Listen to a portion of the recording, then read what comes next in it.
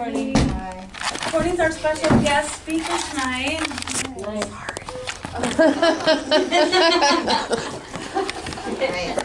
Hey. We're going to be missing a few people tonight. But, I don't know where these people are.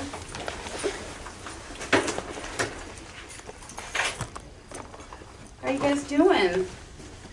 Great. Yeah? Great? Yes, I mean, yeah, sure, why not? You know? That's good. Yeah. You had a great set the other night. Oh, you liked it? Sure, of course. What's not to like? No, I was nervous, but I think it went well.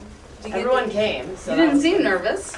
I know. The nerves are like inside, not, you know what I mean? Like they don't really come out of me, but inside I'm like panicking. But So did they love it? yeah, it was. They all like were so glad that they got to see it because so many people were in town for Thanksgiving, and it was just the perfect night for that. It was a lot of fun. Everyone's been talking about it, and they all want to come to every other show I'm doing. So Great. Were your parents impressed? yeah, they were. They also loved your set. They haven't stopped talking about it either. Yeah. Was this the Laugh Factory show? Do a set too. Oh, That's mine, so sorry. sweet. Oh, I'm like someone's hair. Yeah, I pulled my hair out and dropped it where it Everybody was. did great. You know, everyone hasn't stopped commenting on also the first girl. That wasn't ours, but they were all like extremely offended by her. Remember you said to apologize to them for her? You didn't know her. Oh. I mean, maybe you did know her, but Chelsea Skidmore. it was Oh, rough. what'd she do? She's so gross. It was and really dirty. gross, and it was like my family was all there, and like obviously they know it's stand up, and they were prepared for like Oh, at the belly dirty room? jokes. Yeah, but she went. the Comedy Store's add-on. I know, but she's actually pretty good. She was really filthy. It was so dirty. It was Oh. beyond dirty. My dad was like, she literally just talked about getting eaten out for 7 minutes, and he was Oh, like, no. it was I mean, it was fine. Like she was funny, but it was the wrong audience. You know what I mean? Yeah. So I think that part of it was kind of rough. It was a rough way It to made start me the uncomfortable. show. Did you tell them that I didn't book her? I did. They were like, yeah, it was funny because everyone else was on brand. Do you know what I mean? Yes. Like, we were all one type of funny, and then she was just like a totally different. Oh, her. Even the girl who went second Who? was Who? still funny, even though Yeah. she wasn't yours. Yeah. She used to hang out with my. But it was yeah, boyfriend that was a and I rough way to jealous. start. It took a good turn from there. Oh, I don't It was fun. Steven's your ex-boyfriend? No. Oh. Chelsea's good. She was yeah. Yeah, But her the rest husband- the rest of the show was great. Hi. Your husband's Hi. boyfriend. Yeah. Was she one of your students at all? Yeah. She was? She was, but I mean, I you know me, I don't teach dirty. Yeah. You teach against that. So here's what We're we're leaning gonna, on that. Here's what we're gonna do, guys. You said you was a Remember I said we're gonna start with a minute of crowd work? That's what we're gonna do to warm up. You're gonna come up. Everybody gets 1 minute to interact with your classmates and do a little crowd work. So what I want you to do is when you're up here, I don't want you to pretend like you're in a random comedy club and these are strangers. Don't do that. Just talk to your classmates and be in the room and be in the moment and be real with everybody that's here. Okay? Okay. You guys remember the crowd work? Yeah. Tips Bob gave us? I don't know where everyone is. That's so weird. I want some of Bob's crowd work. So good. Forgot. Was that show on recorded with Bob here? Because I missed the first part of it. Yeah. Oh, cool. Is it posted think- on our group? This is that one. Yeah, you didn't post it yet, right? Yeah, I didn't No. see the video. No. How come? No. I don't know. I don't know. I might have gotten it mixed up with the other one that I didn't Okay. post. Well, you posted tonight, right? Yeah, I have this one too and yesterday's. Yep. How do you find your crowd? Okay, Julie's not coming. Josia's not coming. Oh, how do we find it? Lisa Adzu. Yeah, what's it called? Benya's What's not it called coming. again? Opa, I think. Jackie. I don't know What does Jackie- Opa mean? Yeah, I don't think you can It's like a Greek thing. Jackie Opa. missed. Jackie dropped out. Oh, She's so in we're her own already class and dropped out. I don't think you can Opa. actually add request to one's be added. Julia? She can add. Jackie's the girl from San Diego. Oh, Blonde. She didn't get Opa. jealous. Yeah, I don't like that, but it was All right. a placeholder. So, who wants to go first? Don't Alright. forget to bring your recorder up there. Yeah. Sharina. Yes.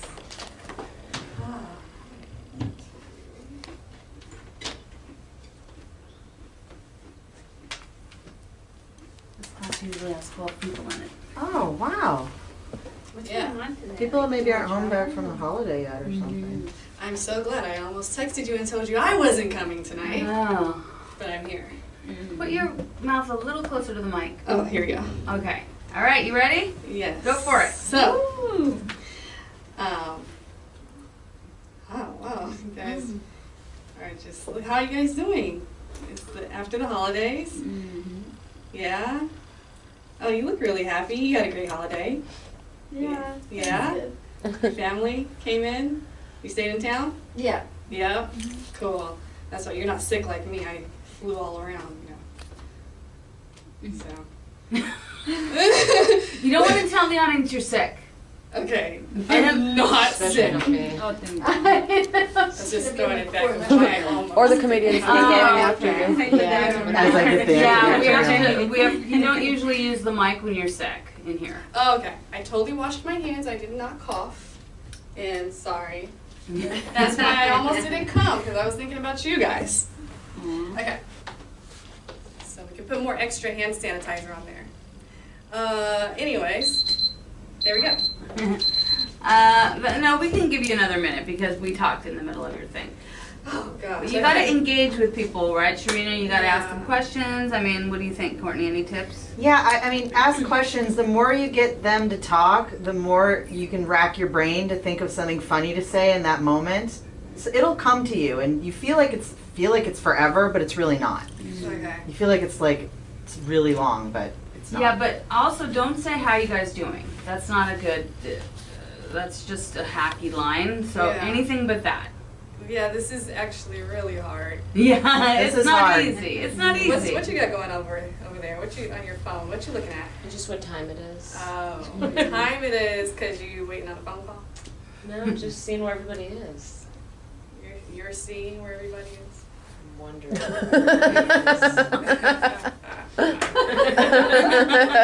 Good one. Good. I know I'm boring, but I'm trying my best here. Okay? Yeah.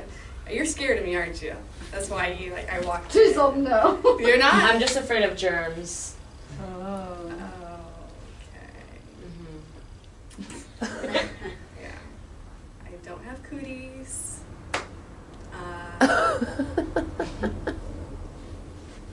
What's up? What's up? How are you? I'm good. Great. You know, you look lovely. I like the leopard. Thanks. Is that leopard? It's like a cougar print. Cougar. I would not know what cougar is. I wouldn't either. Or hyena. I don't know. All right. Good try. Thank you.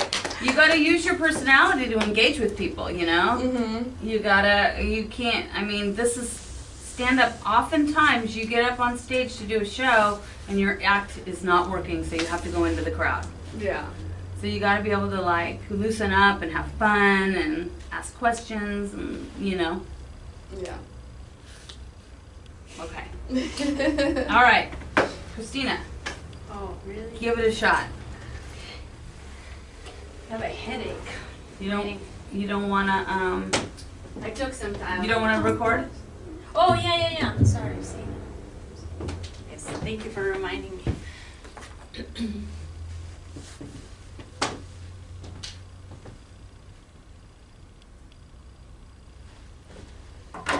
All right. So, I made it here all the way from the Bay Area, or Vegas, I guess. I was in Vegas.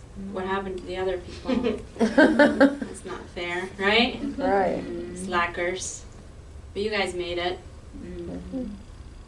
Where'd you come from?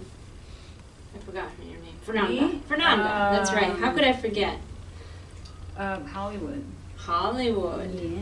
Oh, you're a Hollywood girl, not Yes, not a Valley girl, right? No, I'm fascinated with those Valley girls. We didn't have those in Macedonia. I didn't even get to watch the movie until I was like, I don't know, already here. So, did you ever live in the Valley, or just Hollywood? No, Hollywood Hills, or down like on the bottom. Do you look I'm at the bottom. at the bottom? Well, one day. Yeah. One day I'll be at the top. You know? Work yourself up to the Yeah. top. Get one of those fancy houses. Okay. Nice job, Christina.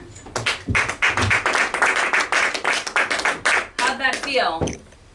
It felt good. I have a headache, so I feel Like a a little migraine? hazy. No, I don't know. It's just like I just flew in and all that like, hustling through the airport, but it will go away. I took Tylenol. Okay. I'm not sick, I Okay. Yeah, you can also use people's like dialogue to go into your own jokes. promise. Yeah, yeah. That's You know, right. that's a nice trick. Yes. You were doing that very well. Yeah. Incorporating. And The Macedonia thing, yeah, it was great. All right, you ready, Liv? Sure. All right, come on, guys, let's get some energy going on.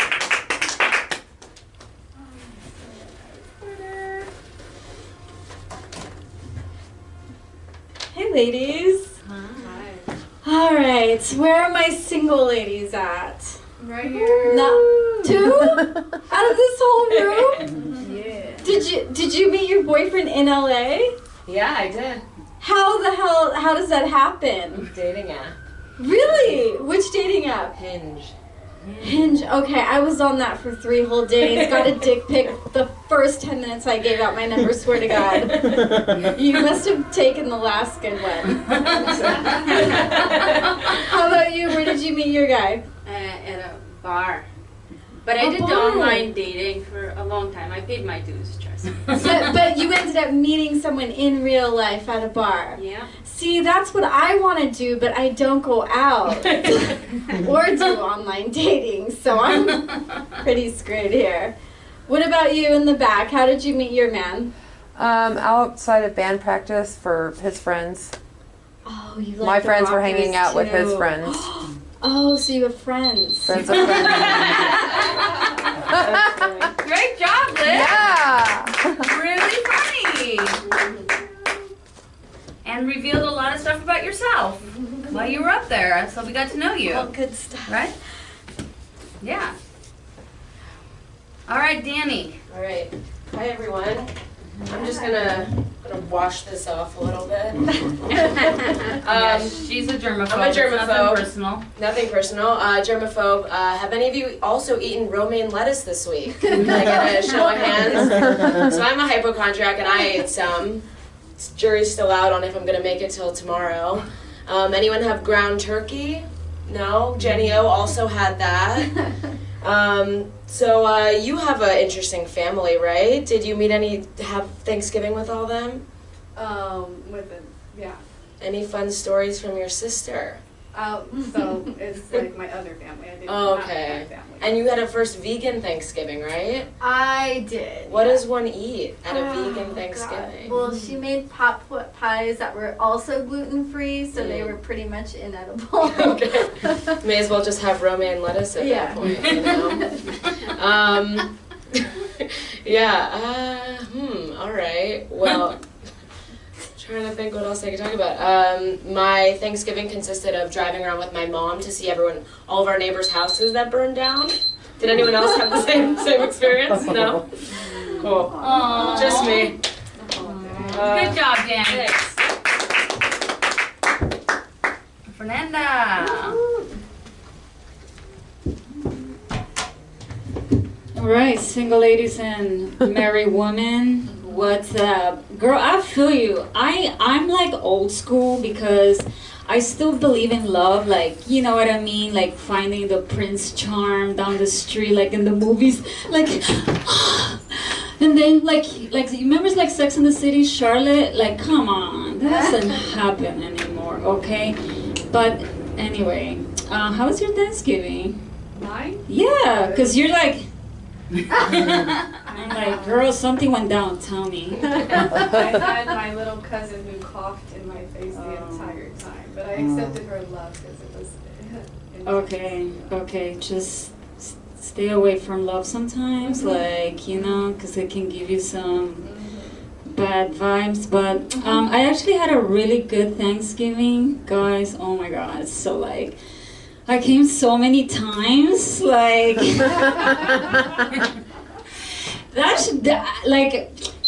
anyway, let's just leave it there. I want to give you details. Good job. So if you make a reference like to Sex and the City and Charlotte, you need to explain what you're talking about. Oh, okay. Yeah, like we don't know what you mean. Okay. So we can't get on board with it. So if you're gonna reference a television show, you have to like give one Finish the sentence. story. Yeah. Okay. Yeah. Okay, cool. All right. Court, you want to go up there and discuss your thing? Wait, you're not going? I'm not a student. I'm still one. Oh, I thought you were taking the class. No, I'm going to be filmed. No, this is just like for the audio. It's just for the For her. Facebook group, the secret group. Okay. No, it's not for anybody. Like, Okay, good. no, but it's not for anything. Sure. No. Yeah, we posted on Facebook, Instagram, and You know me better than that. You know I wouldn't show up. We usually don't do it for anybody but just you. Okay. No thanks. Special. Bob Zaney looks better than me in tight pants. No, we have a secret group, and I'll add you to it. And she films it for people who missed the class. Oh, and that's posts nice. it. Yeah. Okay. Just so they can go back and listen to it. I don't need the mic. I can just sit here. Okay, well, hi. I'm Lisa's friend Courtney. That's me over there when I was young and funnier. And I've been doing Lisa's show ever since 2003, I think. Yeah. And 2002, I think, was the first time I did it, actually, 2002. And I'm a writer and a stand-up, and I've been doing stand-up for 22 years. And I sometimes help Lisa teach the class. And I love working with you guys because there wasn't a class like this when I started comedy, and I always wish there was. So that's what I wrote my 20 things about, were 20 things I wish someone told me when I was new to comedy. Because it wasn't as lovely for the ladies as it is now. So she's going to go through those, but I'm also going to email you guys the document, so you'll have cool. it. Yeah. And then if you have any questions, is there anything else you want me to say? No, let's go through the 20 Okay. things. All right. So here's the first one. I wish someone told me to be fearless about trying new material at an open mic. Because really, hurry up! Jackie, yay! I'm so glad you're kidding. here. I thought you dropped out. I was like, oh, she wasn't here last week. What if she doesn't come this week? She's here. We believe. Hi, Courtney. Nice to meet you, Jackie. So we just started, okay, for the 20 things, and these are things that I wish someone told me when I started stand-up. Awesome. These are 20 things. So yeah, the first one was being fearless about trying new material at an open mic. Because really, it is 100% for you. If you really think about it, everybody else in the room at an open mic, which is usually 90% comics, are totally worried about themselves. They're not worried about you. They're not judging you. They're not worried about you. So I wish I knew that and understood that a little bit better before I would get up at open mics. Because I remember Jennifer Valley, who I noticed was on your show the other night, we used to do the LA Cabaret every Thursday. And I remember that there were like her and I and Chris McGaha and Kelly Kirsten and I think Gayla Johnson, and then the rest were guys. And it would be like 20 dudes and then us. And every week they would get up and tell the same jokes. And we felt like we were forced to change our material and always be doing new stuff, but that was great because we came in every week with new stuff, and the more I was doing it, the more I was building my set and realizing that there was nothing to be afraid of anymore. Like I was always afraid to tell the same joke twice, or to try something that was too fresh. But then you realize they're all looking at their notes, worried about themselves. So don't be afraid to try anything at an open mic. Try anything. Also, this is something I wish someone said to me, is that you have to be very present when you're on stage. A lot of times you have an idea in your head of how you want it to be, or you've been practicing your act word for word in the car, and then when you get on stage, you're sort of in autopilot, and you just start going, and someone drops a tray over here, or somebody over here starts coughing like uncontrollably, and you're not present because you're in your head about what you've been practicing to say. So you don't know how to react to that or to this. So instead you just talk louder and you gloss over it, and that's something that I used to do. And that I find myself doing now when I try a new set. So when that happens, I get mad at myself when I come off stage, because I'm like, oh, I missed all these great opportunities for better laughs and for the audience to trust me more, because if you're present, then they're present and they're with you. If you're on autopilot, it's not very fun to watch. So that's something, just be in the moment. And which brings me to number 3, which is don't recite a monologue. Like, don't memorize a monologue and just do your monologue, because then you'll forget about timing. You won't know where to stop for laughs. It's very similar to what the second one. Maybe that should have been one thing. Sorry about that. No, that's okay. Do you want me to just keep going? Or? Yeah, just read them. Okay. So that's the other thing. I wish someone told me that, because I'd made that mistake before. Also, watch other comics. Watch the comics that you like, that you admire. Maybe even watch the ones you don't like, but who are kicking ass, you know? And you kind of want to see what it is that they're doing that's working, like what's getting people's attention. See who's on TV. Watch the comics on TV. I remember being not bitter, but just like, oh, why is this person? Oh, hi, sorry. No, sorry. Why is this person, doing this? And then I wouldn't want to watch the stuff on TV, because I'd be like, oh man, I just did a show with them. This sucks. And then you get jealous or whatever. I wish I watched. I wish someone told me, no, even watch the people you don't like and that you don't really think are funny. Because it's important to just see what's selling, who's working, and who's getting picked up by whatever. So, did that make sense? Mm-hmm. Okay. Also, the next thing is to own your point of view.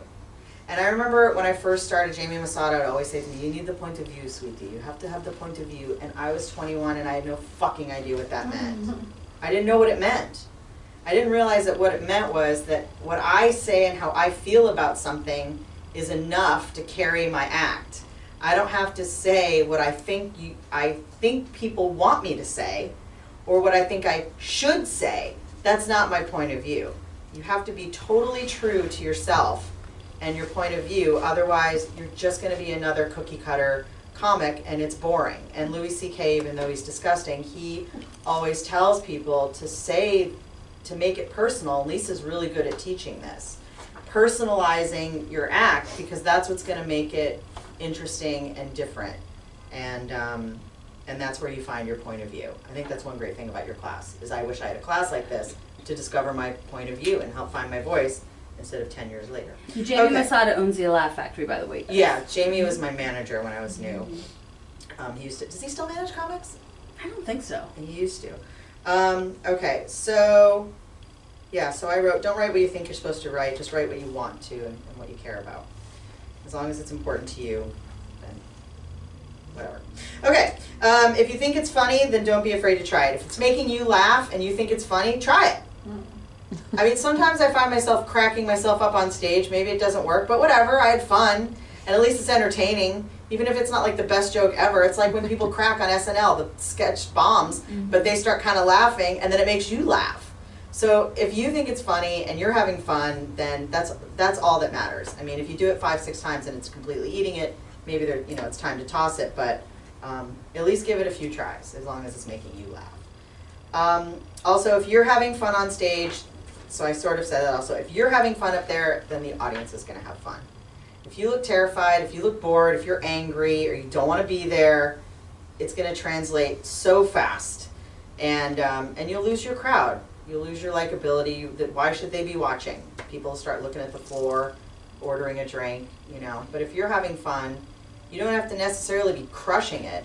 But if you're having fun, then they're going to have fun, and they'll remember that they liked you for whatever reason. It could be one joke or whatever. It's just, your energy is very important. So I always say, before I go on stage, to have fun up there. I tell myself to have fun. Also, Ralphie May told me this once. God bless him. He used to tell me before I go on stage to say to myself, everything I say is funny. So, I mean, that can go with your point of view, and also being present, but everything I say is funny. I don't know, it kind of works. It's an affirmation. Yeah. Yeah. So I used to say that all the time. And when I used to MC at the Laugh Factory, I'd cover my face and I'd pace back and forth by the old lockers. And I would say, everything I say is funny, everything I say is funny. And then I would say this. Barry Katz once told me that the #1 thing you need is confidence on stage, which ties in all of this, is being confident. Because as soon as you look scared, then they're scared. As soon as you look like you're afraid or you're worried or insecure, then people become uneasy and worried. I'm sure Lisa's already gone through that with you. But I mean, I'm guilty of that. I have frozen on stage. I've completely just choked, and it's happened, whatever. But he told me to watch Dane Cook and said, watch out Dane. This is when Dane was still like in his first like 5 years of comedy. You all know who he is, Dane Cook's comedian. At the time, he was probably like the top guy, okay? And he says, watch Dane, he doesn't have standard material. He just goes off on subjects, but he kills and kills because he is the most confident person on the stage. There was no one else, you know, around at the time that really had the kind of confidence that he did, so that he does. So that's really important. So I used to pace back and forth and go, confidence, confidence, everything you say is funny. And it worked. It worked for me. Even when I bombed, I felt good about myself. So, and number 10 is when you do road gigs, be easy and pleasant to work with. You won't believe how far that goes, just being easy and pleasant. That's really important, because for those of you that want to tour and want to open for names to eventually become a name, so that's the best way to learn the ropes, I think, is opening for a big name and learning how that whole world works that way. But if you're pleasant to work with and easy, especially for the club owner, low maintenance, you know, not getting hammered, going out with the staff till 4 a.m., you know, that's fine. But whatever, there's just a certain way to behave now. Because before it would be like stay up all night and do blow with the staff, and it's just not like that anymore. And that was the other thing I put, was get to know the staff and treat everyone with respect. And I'm sure you all would do that anyway, but I just always make sure to say that, because a lot of comics, mostly the guys, they get a little ahead of themselves when they start working the road and get excited and start thinking that they're special. And you're not. You're not, because guess what? The door guy that you were kind of shitty to, this is something that actually happened to me, eventually became the booker of the club and gave me shit forever about the first time I walked in there and how I had an attitude. So that's something I wish someone told me. Also, bombing's not really that big of a deal. It's really not. And I know you guys are all intermediate now, and so you've kind of, you know, but you're still gonna bomb. I mean, it's gonna happen. I bombed in front of 400 people in Tempe because they left the audience outside for 2 hours in 100-degree weather. By the time everybody got in and seated, we started the show late. It was like a terrible evening. People were beat, tired. It was just tough. And the MC, who'd been crushing every night, did not have a good set. And I was like, oh my God, holy crap. So I had to come out swinging. I did crowd work, wasn't working. I did everything I could. I just kind of bombed. And then after the show, people were like, hey, you were great. I was like, what? What?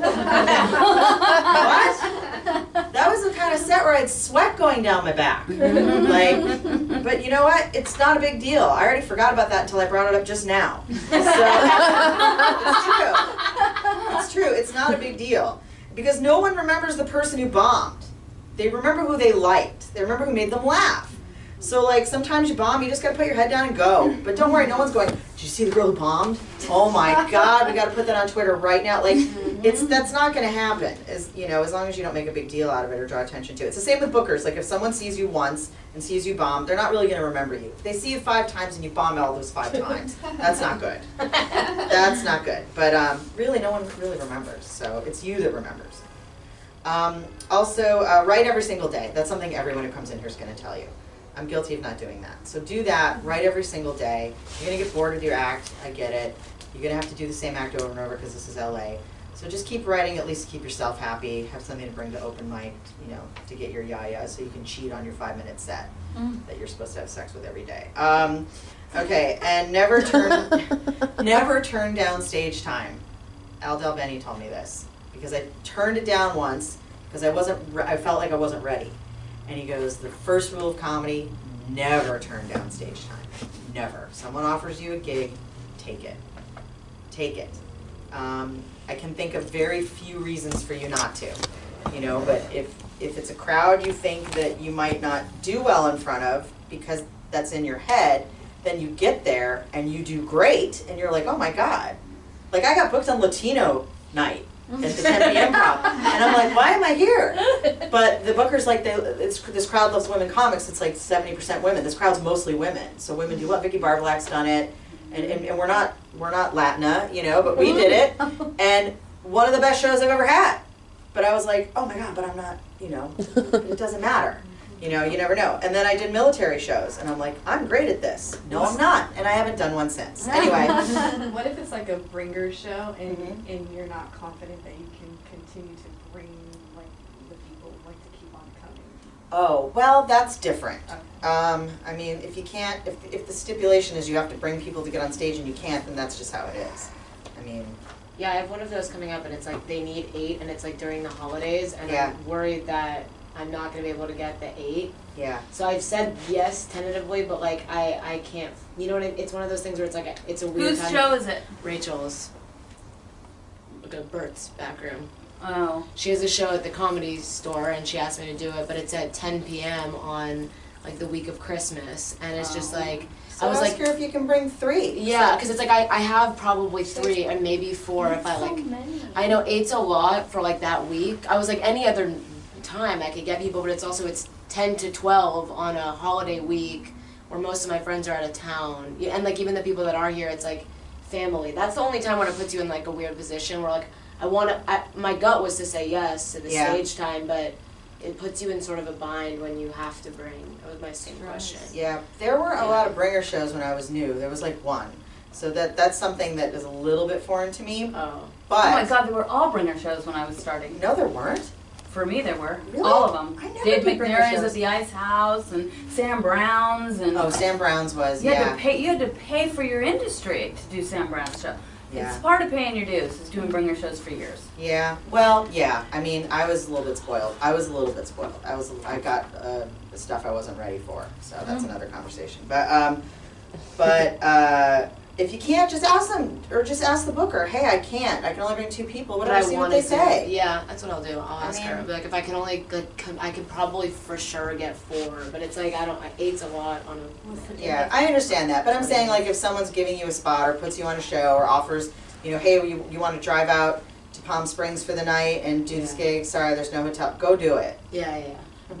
Unless you're me, you say no. Sorry, but anyway, you should just do it. I mean, there's lots of crappy stuff out there, but you never know. You're going to learn something every time you go on stage. So, also, if you can get out of town and get out of LA, if that's your goal, is to not just be an LA comic. If that is your goal, that's great too. But if you want to do the road and you want to build your set and you want to be like, you know, a seasoned comedian, you've got to get out of the city and get out, even as Riverside is like doing the road. It really is. It's a completely different audience. It's like, anywhere you can go that's not an LA industry-minded audience to try material is great. That's so good for you. So if anytime you can do it, do it. You're home on Christmas, you're home on vacation, whatever, find a local club, get on stage, whatever you can do. Wherever you go, this is the time of your comedy career. Like when I look back at the first 5 years of comedy, I remember how many concerts I missed because I'm a big concert junkie. And it was because I was getting on stage every single night of the week. And so anywhere I could. So that's important. Get out of the city if you can. That's your goal. Let's see. Oh, and I wrote, even if you lose money or break even, just do it. Because that's unfortunately how you kind of break into certain road gigs, is you do kind of have to take a hit because they pay for shit. 17 years ago, I was making the same money featuring for this one booker that I made this summer featuring for him. And it's like the money's just not getting better, you know? So unfortunately that sucks, but if that's what you want to do, you do have to kind of do it. I mean, don't you think? Yeah, pay your dues. It just sucks, but you just do. Hang out with your favorite comics and watch them live. If there's a comic you really like, someone you want to work with eventually, or someone who you admire, Go hang out, go watch them, be present. Be that new comic who's watching them to learn from them, which is going to make them feel awesome. And they will remember you. Okay? So if there's someone, like one of your students asked me, I want to open for this comic, which I do. Go to their show, hang out, watch them, go up to them afterwards. It's that simple. I mean, it really is. I mean, maybe they say yes, maybe they say no, but then it'll make you fearless. I mean, come on, we're comedians. We do this for a reason. You're not, it's flattering if you go to watch someone live. So make sure to do that. Be present, physically present, like not liking their posts, not writing things on their posts. Show up. So that's important. Also, know what you want to get out of comedy and put that out there. And what I mean by that is, why are you doing this? I know in the beginning it's a little confusing, like you're not really sure what you want in the end, but it's a good idea to have some sort of clue of which direction you want to go with your stand-up, because there are so many you can go in. You know, you can be a headliner, you could be a comedy actress, you could, you know, use it for commercial. Or you want to be a comedy writer, which is what I wanted to do, or you want to be a superstar, you want to be Amy Schumer. You've got to know why you're doing this and what the ultimate goal is for yourself, and I really wish someone had talked to me about this when I was new. Because I had a manager who thought I should be one thing, and the whole time I was like, I'm a writer, I'm a fucking writer, I'm a writer. Like, he wasn't listening. So, so just know, and put that out there. So when you're hanging out at the improv bar and people go, oh, are you doing stand-up? Yeah, but I'm also writing. I'm creating shows. Oh, you're not? Yeah, but I'm doing lots of commercial auditions. Just tell everyone. And then eventually when people think of you, you know, they're like, oh, Jackie, yeah, I've met Jackie. She's really funny. She's a great sketch actress. Have you had her in your sketch show? Oh, yeah, that's what she wants to do. I mean, it'll just stick with people. They'll know. Like Lisa. Oh, Lisa, you should take her class. You know? No one's It's a form of visualization, and it's probably on your vision boards, right? What you want out of this. Okay, great. Yeah, hopefully. And if I'm hammering, tell me to shut up if I'm hammering stuff and talking. No, this is all helpful, right, guys? Yeah, okay. Let's see. Oh, this is something you're already all doing, but keep doing it. Befriend other funny people. You know, if this is your world, and it's a nice world to be part of. I love that this is my life.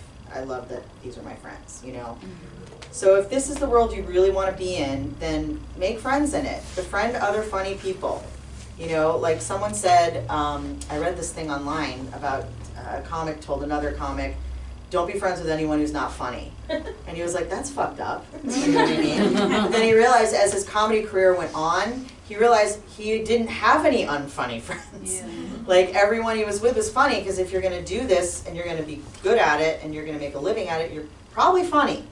So, you know, make sure that you're, not make sure, but you'll see that eventually it'll just naturally happen that way, but just be friends with your colleagues, your peers, support each other. Call each other, write with each other, because these are the people down the road who are going to end up hiring you. Or these are the people you're going to end up touring with or doing TV with. I mean, I never thought that Matt Eisman, who was one of my best friends starting out, would become this big I mean, I knew he'd do well, but one of my longest jobs was writing on a show that he was the host of. And it's like, you just never, you never know. So support each other, like be there. And that'll, I'm going to jump ahead to 20 and then go back, because this is another important point, is don't talk shit about people. I always made sure to be really good about that when I was new, because I was surrounded by people who were doing it all the time. And I just was like, this is before social media. This is in the olden days. And it's always going to come back to bite you, because comedy is the smallest world. If you're in it long enough, you know everybody. You know everything about everybody. And before social media, if you were on the road, you knew everything about everyone out on the road. I would be in the car with someone for 5 hours, and by the end of the trip, I would know everyone they slept with, everyone they had an argument with, every booker they hate, and I would know everything about their lives. I mean, and I'm a little guilty of doing that too, like oversharing, but that's what happens. So you just want to stay away from that part of it, because I remember people saying, I said, when you start doing one-nighters, you'll see that people tell you everything. And then I'd always hear, oh, I hate that guy, I hate that guy. Well, why do you hate him? Oh, he won't book me. Well, that's your problem. That's not him, you know? So you'll hear a lot of that. Just stay away from that. And I know that's like a mom thing to tell you, but like, You'll see, it does bite people. It really does. So just be the bigger person. And the other one was be grateful for everything you get. Everything. Whether it's a 5-minute open mic spot, you know, or a feature set, you know, at the Tampa Improv. Like, just be grateful for everything that you get in this business, because it's changed dramatically. And there's this much work for this many people. And it wasn't like that 20 years ago when we started. There was a lot more work. There just isn't.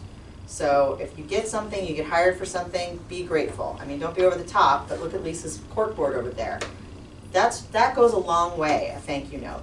A thank you note goes a long, long way. It does. Bob Zaney sent me a thank you note. That was nice.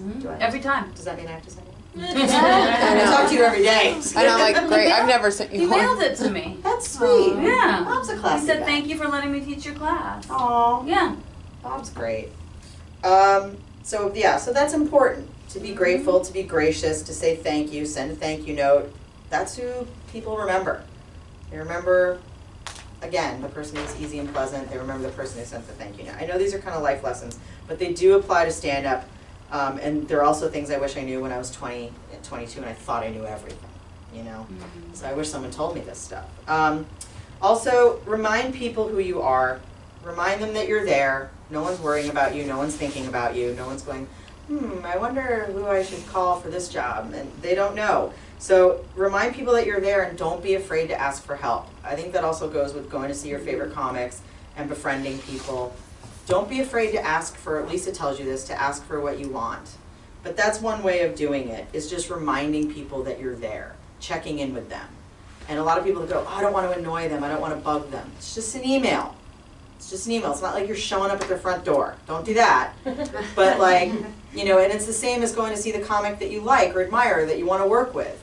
It all comes together. There's a lot of legwork to do in this business. There's a lot of it. And, you know, we can't just stay home and hide behind the computer. It doesn't always work that way, you know. You got to show your face again. Yeah, I tend to book the girls on shows that show up at the shows. Yeah. That come and support the shows. Mm-hmm.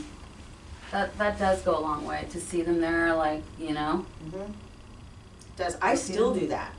I still show up and support the people that I like to work with or have worked with. I always do it. Mm-hmm. And it's, you know, it's really important, and it does make a difference. It really does.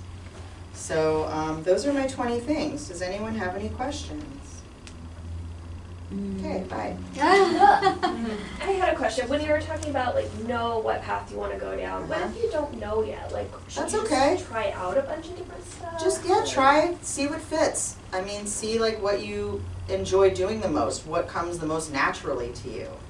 You know, I didn't think I wanted to be a writer the first, like, 3-4 years. I wanted to be a comic. But then the more and more and more I was, like, not wanting to perform. I mean, I was stuck hosting the first 5 years I was a comic. It's another story. But it did take me a little while to figure it out. That's okay. You don't need to know today. Yeah. But when you do know, put it out there. As soon as you do know what you want, you know, start putting it out there. But it's something to think about, you know.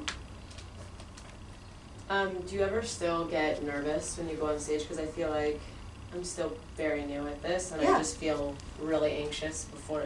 When I'm up there, I'm like, get better, but the lead up is kind of treacherous. Yeah, I mean, it depends on what the show is. Like, it's funny, like, once you're getting on stage a lot, and you're going up over and over and over, and it's like, especially if you're doing like a week on the road, or like a Thursday through Sunday, after like the 4th show, you're just like, got this, you know, and you just, it sort of takes it away a little bit. But yeah, sure, I still get nervous. It depends on what the show is, but yeah. And that's not a bad thing. It's good to have that energy, because that's something else that keeps you present and in the moment. So it's not terrible to be nervous, but you can use that energy, you know. I have a question about the road. About the what? The road? Oh, yeah. So, do you use your own car, or they provide transportation? No, you use your own car. Oh, you use your own car. Oh, yeah. Do they pay for the hotel? It depends on what kind of gig it is. Usually, yes. Oh, okay. Usually, you're hotel or there's some condo that looks like someone's been murdered in there. Oh my god. There's usually one or the other if you're on the road. There's that documentary, I forget the name of it. I Am Road comic? Yeah, but it Yeah. talks a lot about this in detail. It's very Uh-huh. educational. Yeah. There's a lot of really great comics in that. Alicia Wood's in that. I Am Road comic? And then how long is the set usually that you do? It depends. I mean, if you're the opener, it's 10 to 15 minutes. If you're the feature, it's 20 to 30. And if you're the headliner, it's always 45 or more. And have you ever done college tours? Yes. How are those? Not glamorous. It depends. Like when I did the College Humor Comedy Tour, and I was on tour with Al Ducharme and Steve Hofstetter and Mike Kaplan. We performed in the auditoriums and like the theaters and stuff, and that was nice. But then when I was doing NACA gigs, I was performing. I once opened for Carlos Oscar at Cal Lutheran in front of the mailboxes where the students were getting their mail. And there was like a small area where they could all sit, and then we had a microphone and a speaker, and then people were walking up right next to us and getting their mail. So that's happened too. Yeah, I've done some good ones though. I was in Kansas City for one, and that was in a theater. And then there was another one in a student center. But I've done the lunchroom at noon while people are eating lunch. How do you get those gigs? How do you get the road stuff? There's a million ways, but one of them is showing up, hanging out with other comics who you know are doing the road, being there. Can I buy you a Coke? Can I buy you a beer? Can I pick your brain? No one, unless you're a total fucking asshole, everyone in comedy is okay with giving advice and helping other comics. If anything, just to hear the sound of their own voice. But it's true. I mean, and if they're an asshole, they're not going to help you anyway, so fuck them. You know what I mean? But I think pretty much anyone you ask, if it's proper and it's at the right time, like if they really think, you know, if you go up and you're like, I want to do the road, and they're like, well, I only have 5 minutes, they're not going to really help you because you're not really ready. You know, but if you're like ready and you know someone who's seen you hanging out and seen you on stage and they know you, you know, and you say, I'm ready to do the road now, do you think you could hook me up with one of the bookers you work for? Well, then they either will or they won't, but that's how I started doing the road. I just started asking everybody when I was ready. And, you know, it wasn't glamorous at first. It was not. It never is, really, unless you're opening for a big name and you have like a nice place. You know, there's that couple of times a year I'll have like a really fun gig, you know, but then there's very Neil gigs. How much on the road work do you do? A year? Not as much anymore. Like maybe, I don't know, 6 weeks out of the year I did last year. Maybe a little bit more. But yeah, you've been doing the road more often. I took a break for a while, but I started going back this last year. And then in the winter I'm going out more into the Midwest and stuff. But I mean, it's so different now. You guys have like all the websites at your disposal. You can look on their calendars, see who's headlining. You know, oh, I know that guy, or I know that girl. Email them. Hey, I see you're working at this club. I've been dying to get in there. I just had to do this. I used to work the I used to work the Louisville club a lot. And I don't remember who got me in there, but someone I worked with got me in there. I think Ralphie got me in there. And I used to feature there like 3 times a year. I worked there a lot. And then I used to do this like small college tour that they give you one-nighters for. And the guy who used to book the one-nighter now runs the comedy club in Bloomington, the Comedy Attic, which is like a very popular club, and they have a huge comedy festival there now. So I stopped doing the road for a while. There's a new booker. The club turned over. Tom Sobel's not booking it anymore. So I've been trying to get dates, so I just started emailing like I used to and putting in my avails like I used to. No dates, no return, no callback, nothing. So Johnny LaQuasto, who's a friend of mine, I looked on the website, who am I friends with that's headlining there? Oh, Johnny. I just called them. Hey, and I've done favors for him in the past, and I was like, hey man, I'm trying to get back into Louisville. I'm not even trying to headline, I'm just trying to feature, which by the way, there aren't a lot of female features out on the road. There aren't. So it's a good thing if you want to do it. If you have 20 to 30, there's work. But he had to go and talk me up to her. Actually, and it was really funny. because he texted me and it said, hey, I'm going to Louisville this weekend and I'm going to fuck the shit out of you to Diana. And I'm like, what? He goes, fucking auto type. I meant plug the shit. It was his voice. I'm so embarrassed. I'm like, it's okay. I thought that was so funny. I was like, oh my God, I'm mortified. Like, but I had to do that. I had to do that. I'm 22 years in and I'm still doing that. So that's a trick. Look on the website. Look at who you know. I'm dying to do the road. I was actually going to go to New York this past week, but then my dog passed away and I canceled. I know, I'm so sorry. I know. But anyway, I totally plan on just driving to other places and showing up. Like, if I were to drive to Arizona and make a weekend out of it, obviously I guess I would check open mics or just go to the main clubs there and hang out. Like, what do you suggest once I get there? Well, I would do open mics. It's really hard to get a guest spot at the clubs in Phoenix because it's close to here. Yeah. And it's close to Vegas. So they always have booked 3-man shows or 2-man shows and then they use a local opener. Okay. But there is a scene down there and it's not hard to break into. So if you did go down and go to the open mics and hang out and do well and you know, and whatever, network a little bit, then the next time you go, maybe you can get an MC spot and that'll pay and then you'll have a place to stay and then the next time you go, then you'll get to feature. So it's just a grind. Yeah. What about New York? Did you ever perform there? A little bit. It's not really hard to get stage time in New York, but now New York is like 90% bringer shows. And it's really, I mean, Adam Hunter used to be a barker. And that's how he used to get stage time in New York, was he would take flyers from the club, go out on the street, and you have to go into Times Square, and if you got enough people who got your flyer and showed up with your name on it, then you could get on stage. So they were doing that then. So it's even harder now. But you can. I mean, there are ways to get on stage there. Comedy festivals are another great way for people to see you. You're going to take a hit financially, but I would apply to when you feel ready, I would apply to every single comedy festival you can. How much time do those 10 minutes or 10? 10? Mm-hmm. There's always lots of bookers there. Sorry. Do you feel like as a writer the performance helps you, I guess, refine the material? Yes, and also coming to this class and working with you guys has helped me a lot as a writer. And it's helped my stand-up. Being back here and watching you up here, like when she was making you do crowd work, I'm like, I'm not fucking doing that. I can't do that. It's hard. It was hard. She's mean. No, but it was good. I mean, it was hard, so it was good. But yes, I do. I do find it does help. Do you? Sorry. Go ahead. So comics like Ali Wong, who's primarily a writer, right? I mean, occasionally she just performs, or she performs a lot. I don't know. No, Allie's a Comedy Store regular. She's there a lot. Yeah, she was there the other night when we were there. Every week. I saw her. She's there every week. Pretty big time. I mean, she's just a really good comic who's also a writer. Like, I'd call her a comic before a writer. Wouldn't you, Allie? I don't know. Because she writes on the Fresh Off the Boat show. And she does? But she acts the series regular on, But she got that because of her stand-up. Yeah.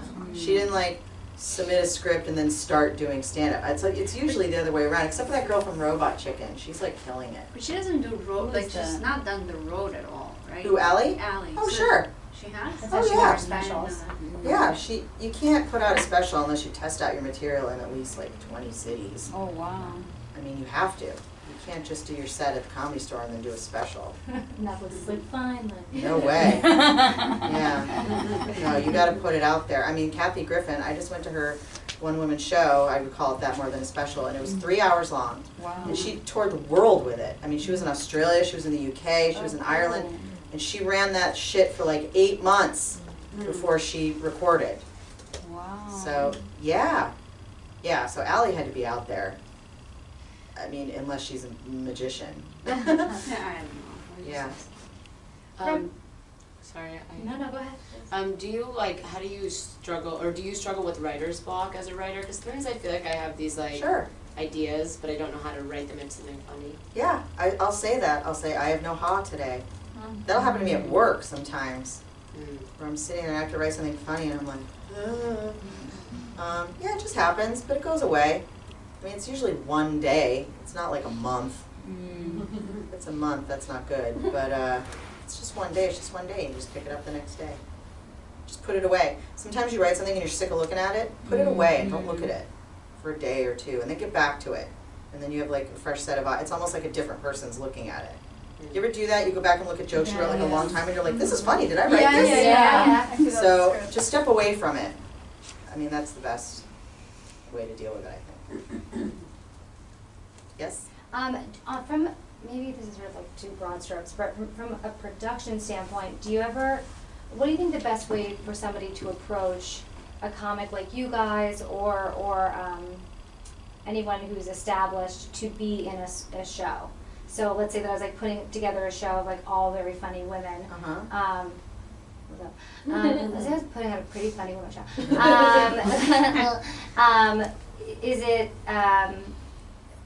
Do you get those types of emails or cold calls a lot? That it's like, hey, would you want to come down to this? No, I wish I would. No, but well, what do you mean? Like, are you like, what's the best way to do that? Yeah, I think I get, because I never want to seem like I know your worth. So when I'm saying like, hey, would you want to come to this venue? I'm putting with 10 cool women, and you'd headline or you feature or whatever it was, but you wouldn't get paid. Is that like an asshole move? No, it's LA. Nothing pays here. I know. So if you were asking like to go down to San Diego and it didn't pay, then that would suck. But I was just saying, like, come to West Hollywood, this place. If you have a built-in audience and you have a show, anyone who's not a total asshole or an arrogant fuck is going to do your show. And if they are an asshole or an arrogant fuck, or they, and they don't want to, then fuck them. Ask someone who's grateful and wants to. Our friend Sean Pulaski, she'll do a show in an animal shelter basement. You ask her and she's like, oh, of course, I'll be there.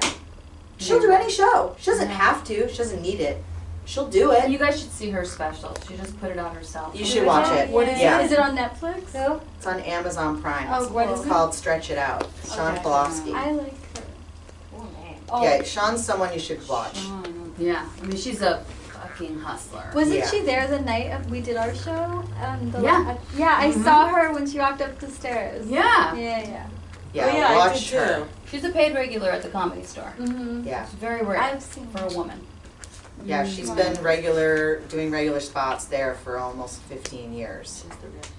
And she's always there aren't a lot of women with the longevity of But Sean. she produced her own special, and Nice. I mean, she packed the house with 300 people for 2 shows. 2 shows. It's beautifully shot. It cost her $30,000, and she put it out herself. And she's, I mean, it's still a grind. She's got to promote the shit out of it to get anyone to watch it. It's like a bringer show of producing your own special. You got to bring the people to watch it. And does that mean if it's when she produces a special and gets it shot, that the audio can be transferred over to Comedy Central, putting it on Sirius XM and stuff like that? Or does it have to be shot by Comedy Central in order to actually translate on the radio? No, you can translate. You can transfer any audio. Yeah. Yeah, okay. Yeah, that's not. Oh, That's one easy. more Now question. that everything's digital. Yeah? Have you done cruise ships before? Yes, but just specialized ones. I haven't done I have people who are like, I'm going to bring you when you're ready. Like 2 of my friends work Princess Cruises, and they work all the time. And you have to have 2 full hours of clean material, because you have to do 2 shows. Yeah, it has to be clean. 2 It's, hours. And I have about an hour-ish. I don't have 2 hours right now of material. If I did all my old shit, I would, but it'd be awful.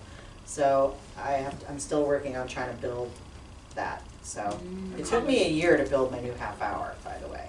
Yeah. And it was all from going on the road, being here. So it just takes time. It's time. For college shows, clean material too? Most of the time. Okay. Yeah, most of the time. Those are great if you can get them. They are really good gigs. I tried a new thing at an open mic this past week at a few of them. I just have like ideas that I want to turn into jokes, but I don't have the punchlines yet. They're kind of like longer stories than they need to be. And I just I kind of did what you did. I was like, oh, forget it. I paid for 10 minutes. I'm just going to talk this out for a minute just to see if I can come up with anything. Yeah. Is that fine? Of course, I do that all the time. Oh, okay. I still do that. Yeah, there's nothing wrong I with mean, I that. felt bad for boring. Well, actually, it wasn't that bad, I don't think. What open mic was this? I did Tribal Cafe in Echo Park, and then I went to Fourth Wall, and I did it at both places. You know what? Sometimes it's okay. It's actually called Fourth Wall. The Fourth Wall. That's funny because I was just going to say favorite. sometimes it's okay to break that, like when you're working something out. Oh. Comedians do that all the time. Okay. Yeah, but it's an open mic. That's for Yeah, you. normally I write out like to where I think it's gonna be funny and then I try it out, but this time I just was like, I have the idea but I don't know how to make it funny, and so I just went and talked. That's fine. Okay. I think that's fine. I mean, Lisa, don't you think that like you're not going to really wow the crowd at open mic? No. So to take that time, and it's 100% for you. That's where you get to be selfish as a comic. Okay. Is use that time for you. If you're getting laughs, if people are interested, then you know, well, I got a real winner here. You know, because comics usually, first of all, they don't really want to laugh at someone who's really Yes. funny. Oh yeah. So they're trying not to laugh at the girls. And I I'm hate always going the there, only but- girl at Fourth Wall, so yeah. Well, yeah. Whatever. Yeah. That's why I go there, because it's tough. Like, I think it's good. Yeah.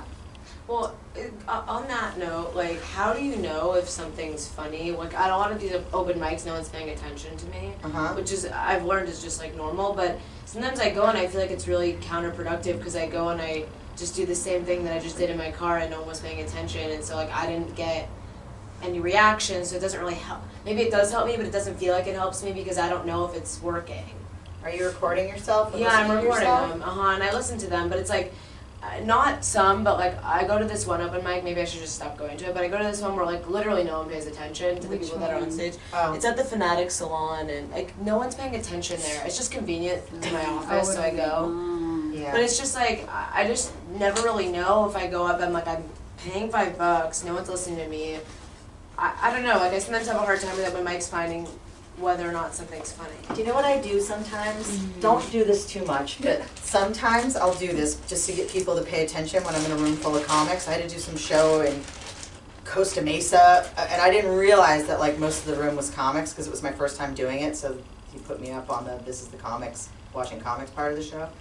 And I realized it while I was on stage. I was like, how many people here are comics? And there were like 2 people that weren't, and they were my best friend and her husband from college. They were the only people that weren't. So what I do is I'll tell a joke and then I'll go, okay, this needs work. If anyone has any ideas for this one, I'm trying to work on this joke about this, and then they fucking pay attention. They want to have a good idea for you. Yeah. That's true. I know that you probably shouldn't do that a lot. Don't do it a lot.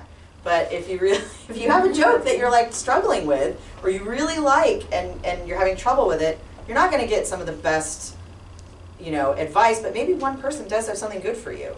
You're going to get a bunch of crap, but whoever has the balls or the confidence to come up and give you some ideas, I mean, usually it's not wasted.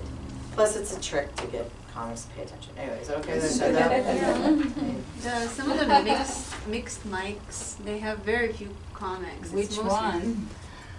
Well, Never been to I don't one. know. I know there's one here I've been to. I can't remember what it's called, but I live in the Bay Area, so there's quite a few there. But it's actual people, and Yeah, even the that's other different. You people- got to do a show. I mean, if you have an audience, you have to perform. I mean, you can still be working on new stuff, but Yeah, I mean you can mix it up. Sure, can't you can mix it be up. Completely yeah, terrible, but it is. No. You actually start to get some real reaction from an actual audience. yeah, And really testing things. As Yeah, opposed no, to that's other great. comics. that's ideal if you have both. But even other comics are an audience. They are. That is an audience. It's a very hard audience. Yeah. Very. But if you can make them laugh, it's a really good sign. Yeah. Take it as a challenge. Yeah. All right, we should get into, we should take a pee break and then get into our material, right? Did you guys want everybody write a pop culture joke or a monologue joke? Yeah. Friends, they're like, And "Can we all, come and check them don't out?" touch the I'm like, mic. No.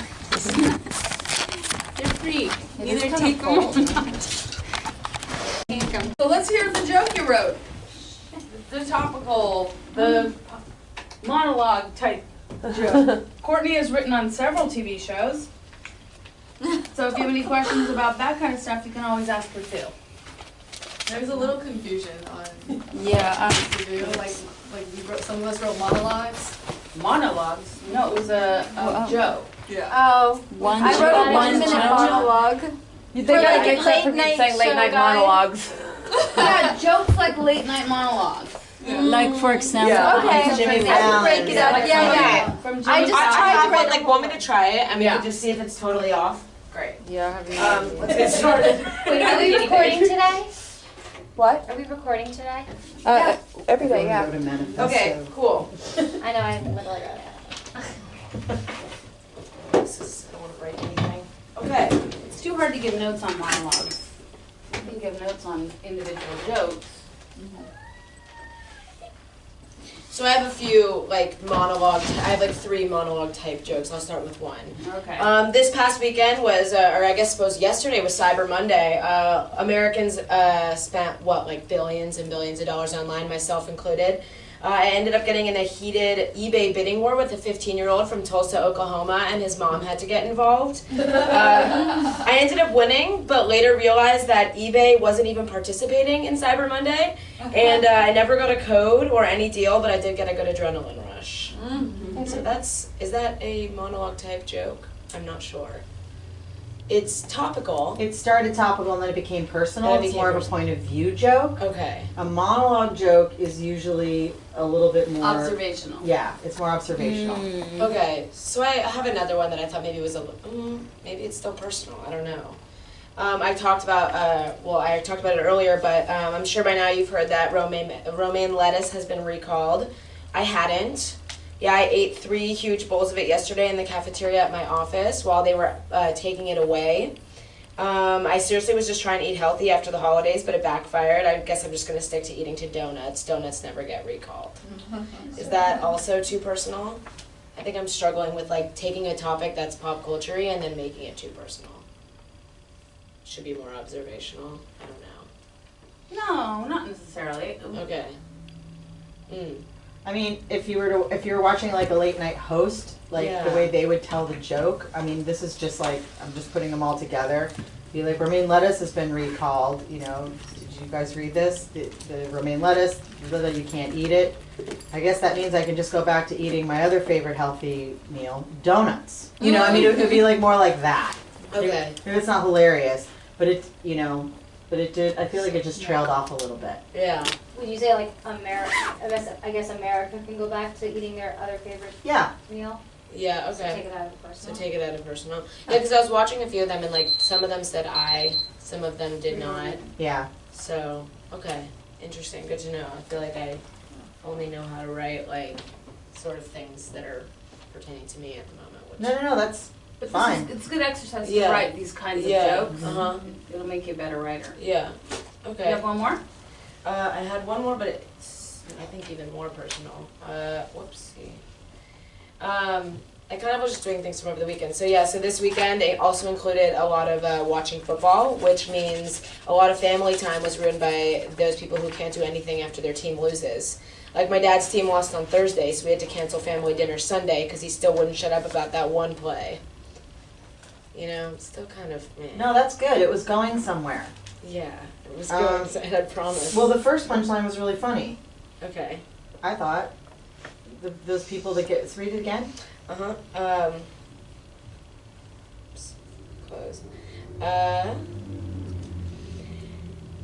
So this weekend also included watching a lot of football, and that also means a lot of family time ruined by those people who can't do anything after their team loses. Yeah, that's good. I mean, that's good. I mean, that sets you up for like a couple more tags. Yeah. I mean, because really, I mean, like a late night show, a person would be like, our entire Thanksgiving dinner was ruined because of the Jets game. Yeah, they have to be specific. My grandmother Specifics, completely ruined the meal. Yeah. Or something, you know, whatever. Like the family member you don't think's going to care about the Jets game would be Yeah, punchline. sure. Okay, that makes sense. But I like that setup. Okay, cool. Yeah, those are the 3 that I had. Good job, Danny. Those are good. Yeah.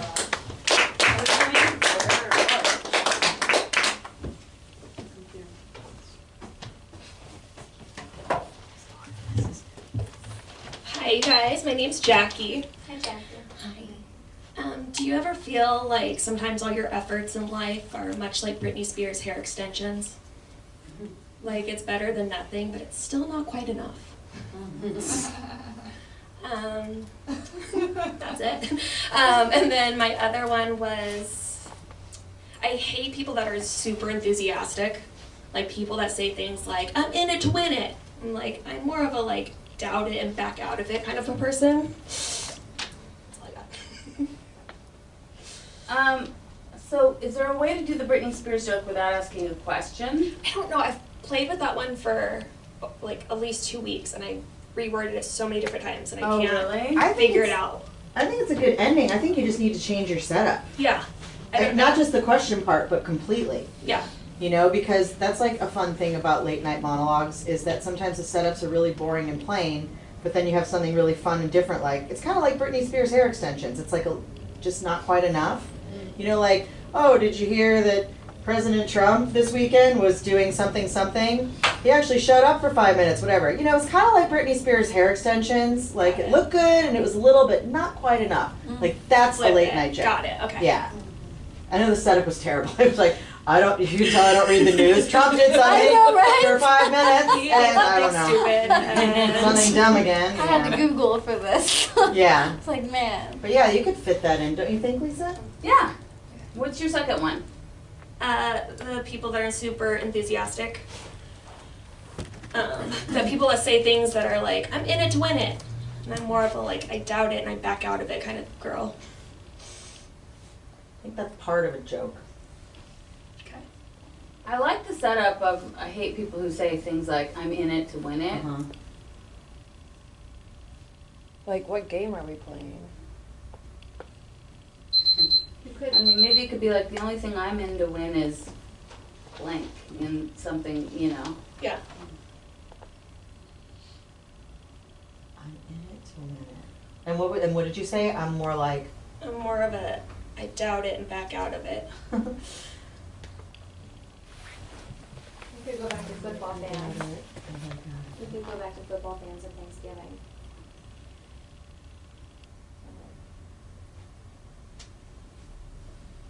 I'm trying to think of something you'd actually be in that you shouldn't care about winning. Anybody have any suggestions? All I can think of is diabetic shock. But I'm like trying to think of like what's something else that you're in that you don't really need to be the winner of. Dieting? I'm in it to win it. Getting your teeth cleaned? Taking a bath? Lottery? Vaccination? Flu shot? You could talk about like a topical diet that's happening right now. Keto. Yeah, it's so general. Like, I feel like it's part of another joke. Like, so I'm out with this friend and and then you know those people who are always like, I'm in it to win it, which is so annoying because I'm more like, I'm out, back out, you know. Yeah. It's like part of something. Okay. I feel like it's not its own joke. Okay. Yeah, not yet. Yeah, not yet. But save it, hold on to it, and then it's something like when you have like a bit, like this is a funny thing to throw into it. Like, you know, like if your setup's too long, which it never should be, this is the funny thing you can throw in to break up your setup till you get to the actual punchline. Is that too confusing? Sorry. Yeah, no, that makes sense. Okay, yeah, because it's a funny line. Okay. It's just, yeah, it's part of something. Yay!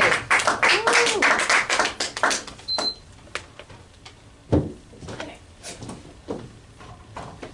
All right. A study reported that women are twice as likely as men to get depressed. The same study concluded that men are twice as likely not to care. Another study showed that a girl gets married every 2 seconds somewhere in the world. Every 3 seconds, a runner-up is left wondering, what did she have that I don't? Okay. Runner-up? A runner-up, you know, the one that got left behind. I'd say maid of honor, and every 3 seconds there's a maid of honor going, what does she have that I don't? Or the bridesmaid. Bridesmaid. Yeah, bridesmaid. Yeah. A runner-up, I meant the maid of honor is better. Yeah. Yeah. Bridesmaid. is Or probably better than bridesmaid. maid of Yes. honor. Yeah, bridesmaid. Good point. Yeah. Boston Dynamics has launched a robot that can open doors. If it all goes well, the robot will pay for your dinner too. Disneyland has announced that they will be raising ticket prices for their theme parks. The new price of $125 per day will include a night with a Disney princess. Wait, let's go back. Okay. The robot one's good. Mm-hmm. Yeah. Good job. Do the Disney thing again. Disneyland has announced they will be raising ticket prices to their theme parks. The new price of $125 per day will include a night with a Disney princess. The point was that like Yeah. 125, 100 wasn't enough. Yeah. Like really, what do you get for that much money? It's a per day? three-banger. Yeah, for 125, I better get a. Yeah. Yeah, It's a I better get a night I better with be a able to fuck the princess. princess. That's right. Yeah. Trying to stay somewhat clean. Yeah, I know. No, you're not done. You have 2 more minutes. That was just the first But I would one. pick like a more funny, like random Disney character. Like, Right, like a specific character. You Yeah, get you a better be night able with to spend the night Elsa. with Jasmine. yeah. Right. I want to get that. I want to be able to fuck Moana or whatever. Like a random one. What's her name? Mulan? Mulan. Moana's like 12. Oh, I'm sorry. I got one. Gaston or something. Moana moaning, something like that. Gaston is a character? Yeah. Oh yeah, he's arrogant, right? Yeah. He's hot. Gaston. He's For hot. 125, I want Gaston to come over and clean my house. You can be clean by saying you better have Moana moan. I don't know. Well, you just said a good one. Be moaning for you. Okay. Did you hear that one? Which one? For No. $125, I want Gaston to come over and clean my house. Oh, That's clean. that's true. Former employees said Lyft staffers spied on passengers. Elderly passengers were just excited that they've not been forgotten. I didn't read it right. Former employees said Lyft staffers spied on passengers. The elderly passengers were just excited they haven't been forgotten. Because some of those that have been spied on would include the elderly. Yes. Elderly, that wasn't It's a little disconnected. okay. You don't get the, like, I guess it's No, not I as get clear. it. It's a funny setup, but How are they spied on when they're in the back seat? like, well, they're like, yeah. What do you mean Through the spy camera? on? And this was in the Through the news, rearview mirror? So, because we're just doing topical, I guess. No, I I'm don't trying know. to understand what the story was. Like There spied was- on through the rear view Yeah, mirror. like they knew. Yeah, and I think they know their address and they are going and spying on them. 'cause they Okay, get I would picked say up. that. Makes I would sense. say that. Lyft drivers, after dropping off passengers, have been parked outside their house and spying on them. You know, like make it a little bit more, just a little Oh, clearer. Just more Scary. clear. Yeah, okay. because it felt a little That's like disconnected. stalking. Yeah. Yeah, more stalkery. Oh, that's why I put the wrong address. I didn't get that at all. Elderly passengers are just glad that, because you're going to think they're going to say elderly passengers are outraged. Elderly passengers are just glad that there's someone paying attention Paying to them. attention. That's what Yeah. the point was. That was the idea. Mhm. But I need to make it clearer. Mhm. Yeah. Stephen Hawking said he knows what happened before the dawn of time. So does anyone willing to get up before 5 a.m.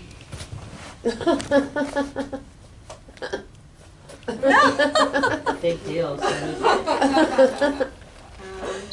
Alright. Those were so good. Yeah. That was the exercise.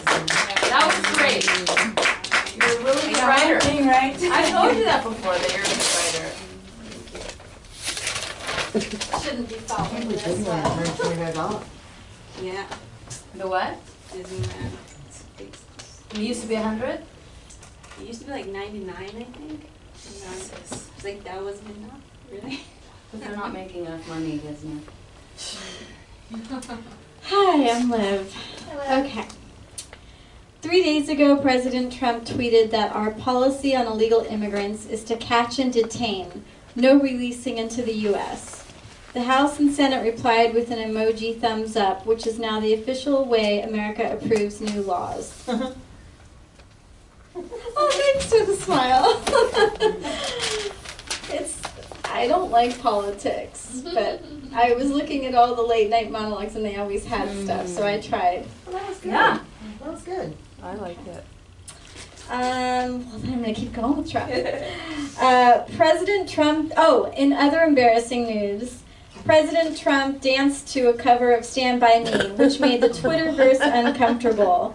To retaliate, President Trump vowed to end wars with a dance-off because he is, quote, the best dancer. Kim Jong-un has hired a dance instructor. I don't even think you need the Kim Jong-un thing. Oh, okay. Yeah. It's funny because he is, quote, the best dancer. That's funny. That's funny. Okay, cool. What if you're like, and he will be appearing on next season of Dancing with the Stars? Yeah. His second reality show. Yeah. And then this one's so dumb. The only dance he hasn't known to do is sorry. That's so funny. What'd you say? I was just thinking, I said the only dance he's not good at is the one where you dance your way into the American people's hearts. Dance your way into our hearts. Sorry. Is there something an that's expression. Definitely little not good hands? at that. Ariana Grande eloped last night to a mystery man in Ibiza. Instead of wedding rings, rumor has it they tattooed each other's faces on their ankles. I'm so weird. Hold on, I'm getting a message. Ariana has annulled her marriage and is dropping a new song about her ex-husband tonight on SNL. So stupid. No, it's not. Really? Stay your job. So embarrassed. It's great. Yeah. Instead of I was wedding gonna rings, start they my decided mono- to tattoo each other's faces And on each other's faces. that's what I was thinking, but I thought that would be too complicated. I That's thought it what was real. Thinking. Oh, I thought that was the story. awesome. Didn't anyone else? Yeah. Yeah, I was like, I what? wanted the faces because that was my initial gut, and then I was like, maybe not faces. It's funny maybe. because it's so ridiculous, but Yeah, now we yeah. know it's a joke. When you just said that, I'm like, oh, she did? Me too. I believed you. That's fine. Given her recent history. Well, yeah, I mean. Sounds about right. Yeah. Next. That's Oh, all wait I a have. minute, this just in. Ariana Grande is, that's very funny. Oh, okay. I didn't know if it was Yeah. kind of hacky. All right, cool. That's all I Hacky? have. I don't know. No. Awesome. That was really good, Liv. Oh, thank you so much. You're Mule Deer. Breaking news. And you come out with the typewriter. Breaking news. And make me laugh. Oh. I love making You will make me Hello. I'm not touching it. You want to record? Nah. The U.S. is launching tear gas at border crossers. But in all fairness, it could be a lot worse. They could let them in. Trump lashed out at the court saying an Obama judge gave him an unfavorable ruling. If he thinks that's bad, wait until he meets his Obama cellmate. Hopefully. I don't get it. I didn't get it either. Okay, so Trump is saying that there's this Obama judge that, and then Kavanaugh, what's his name? The other guy that was a pain last year. Anyway, he was saying there are no Obama judges. They're just judges. And so the thing is, if he thinks that's bad, wait till he meets his Obama cellmate. Like, I don't know, just like a cellmate that like the Obama judge sent to the jail. Is that too convoluted? Maybe it's a little too convoluted. A little confusing. It's confusing, yeah. If you don't know the whole story and that he said it. Right. I'll just. It would have to be like Trump has a phobia or is afraid of the Obama. Like it would have to be more like that. Yeah, yeah. Like you'd have to really spoon feed it. A Georgia woman was arrested for having cotton candy because the police thought it was meth. It's true. She may get out of that one, but she will still get 3 to 5 for that Butterfinger bar. Don't laugh too hard, guys. Don't laugh too hard. The world record backflip was done this week, not by the gymnast, but by Sarah Huckabee's answering questions on CNN. There you go. The government is now looking for a manned mission to Mars again. And the man they want to send is former FBI Director James Comey. And then I have one more. Should I go? No. You get 2 more minutes. Oh, I have 2 more minutes? Okay. Ivanka decided to decorate the White House with red Christmas trees. And her mistletoe is going to be little miniature guillotines. Is that Ivanka or Melania? Oh, yes. I get them mixed up. I always get them mixed up. That's So does me. I meant Melania. Wait, I'm sorry, so say it again? So she decorated the White House with Those these red trees, I saw them, yeah. And then the thing is, whatever the punch is, and her mistletoe is are miniature guillotines. Because it's just so creepy and like gross, like I don't know, scary. There's a funny joke there about mistletoe and her not wanting to kiss him. Yeah, it's I was thinking like, how do you make it tight with having like, and she was gonna kiss him under, wanted to kiss him under it, but I couldn't figure out like how to make it like clean without making it too wordy.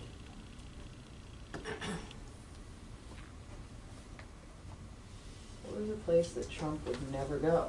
That's where the mistletoe should be hung. Like charity.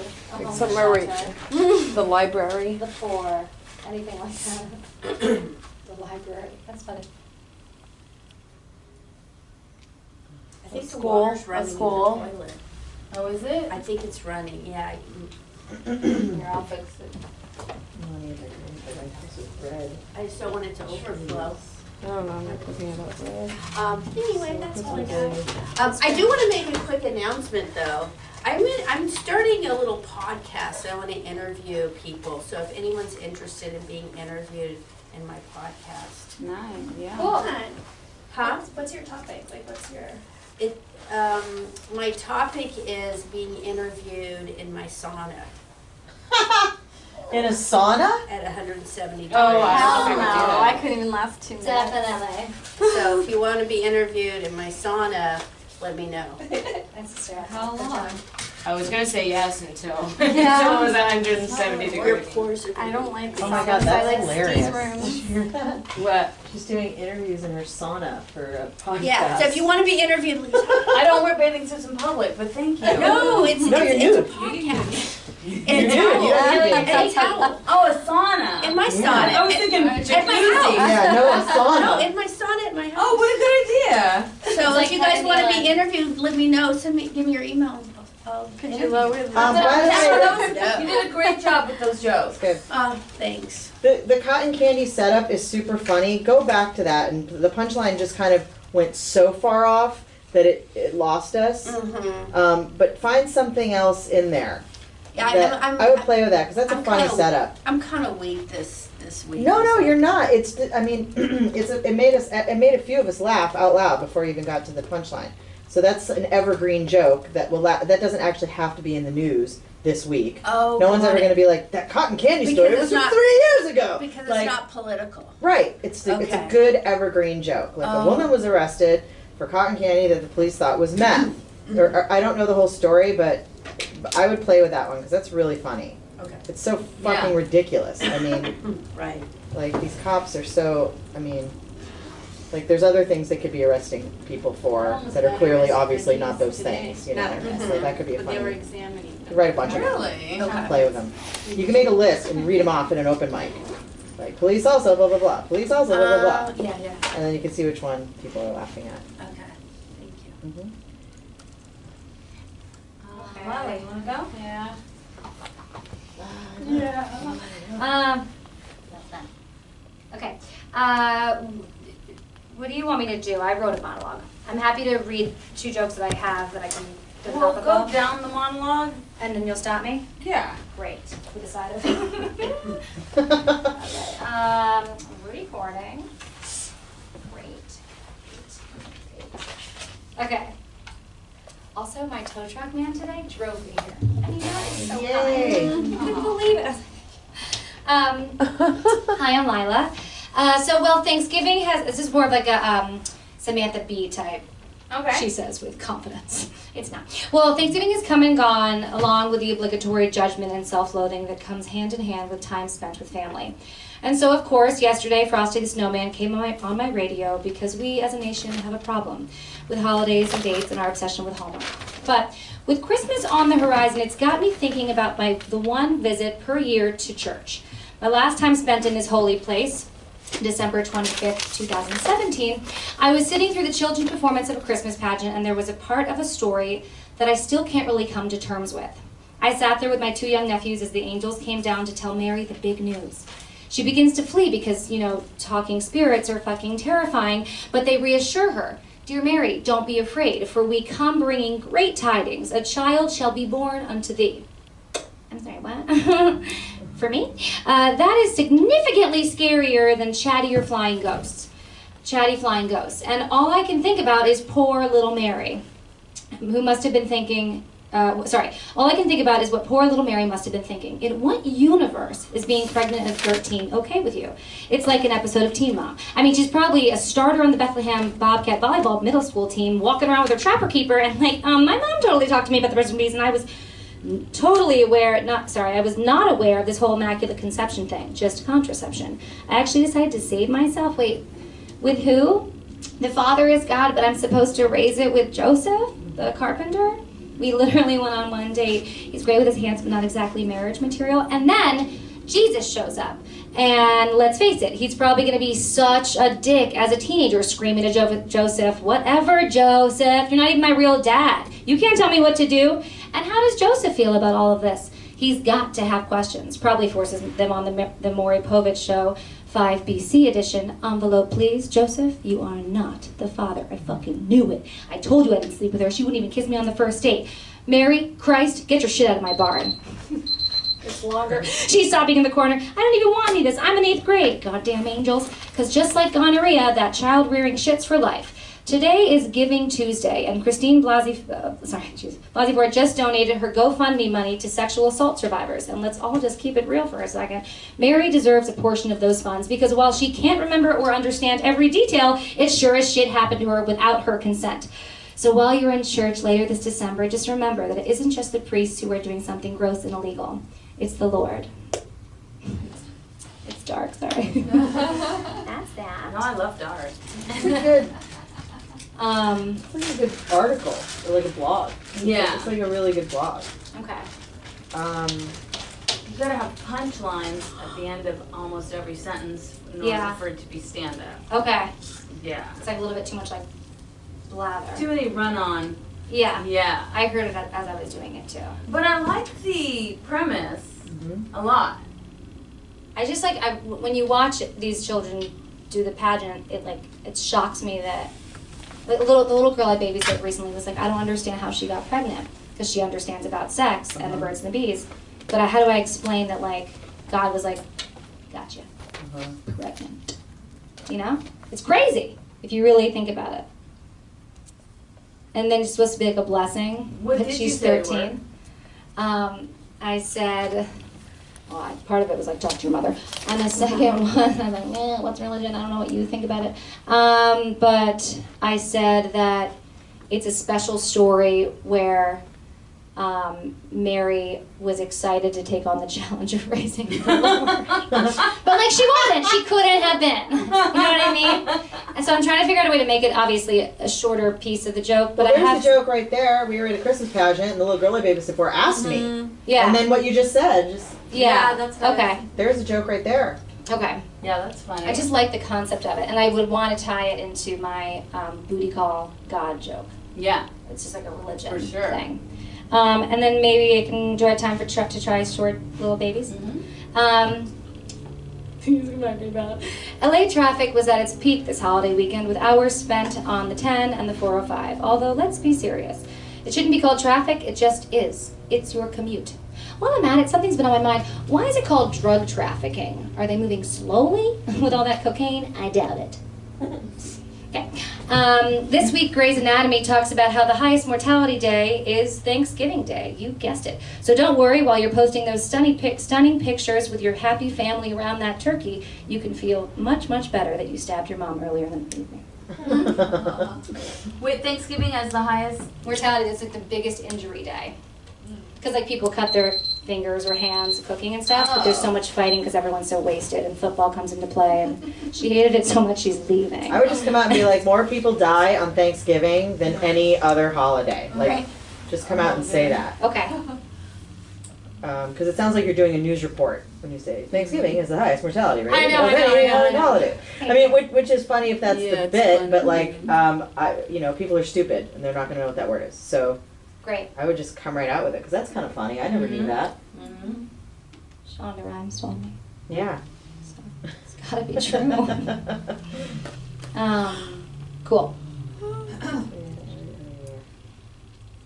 That's funny. You bunching up stuff? Well, I'm just thinking, like, I don't know where your act is now because I haven't seen you in a while, but I'm trying to think of, like, something you might talk about, like another holiday that you think would, you would think it would be, like. Valentine's Day. Well, like Valentine's Day is the obvious, or just be like, or, if that fits with your act, or. Like love. Yeah, I Well, can do single stuff. I don't know, or like, you think it'd be St. Patrick's Day because everybody's fucked up, but whatever, like something like that. I don't know. I like that though. I've never heard that before. Cinco de Mayo. I would not throw that away. Play with that. What's the Day of the Dead? What's that called? Dia de los Muertos. Did you say that? You'd think it'd be. Yeah, you could. That works. Because like everyone's dead, but it's Thanksgiving because this Fun and this fact. happens. Yeah, and then what's your out? I say, don't worry. So while everyone's posting those like beautiful pictures on Instagram, don't feel bad about stabbing your mom earlier that evening.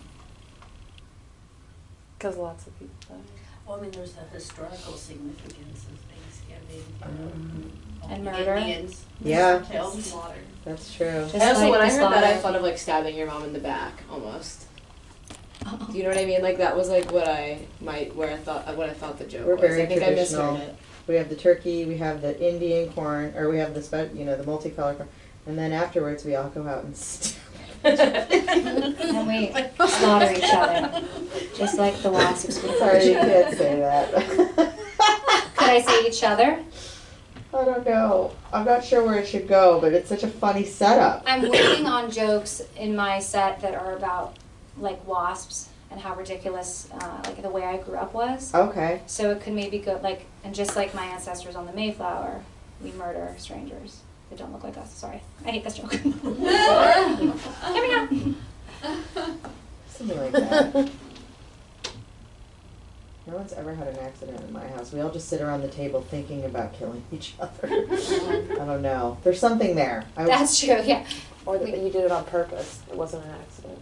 It's supposed to be accidental death, right? Right. Okay. And also because that makes sense because of wasps. We wouldn't like, Yeah. we'd be like, I love you. Yeah, accidental death. There's than no any other accidents. holiday. Mm.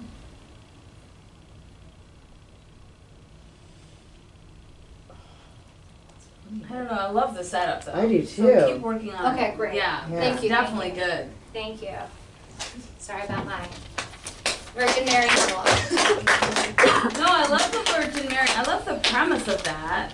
Teen mom and Yeah. all that stuff. I It's really think good. I get bogged down in wanting to say the teen mom thing and say Maury Povich and talk about what Joseph, and then all of a sudden 20 minutes have passed and I've told you guys a story. So maybe it is as simple as, cool, write it in like Refinery 29. In what?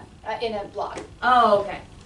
I don't know what that is. Yeah, it's a really good blog. Like if I was reading that, I would keep reading. Like, Yeah. Where's she going now? Oh, here's where she's going with this. Like I didn't see where you were going with it at all at the beginning. Okay. So I wouldn't have guessed that's where it was going. So I would have kept reading. But there are smaller pieces that I can take out to write as a joke. Yeah. All right, cool. Thank you. All right, who hasn't gone? Me.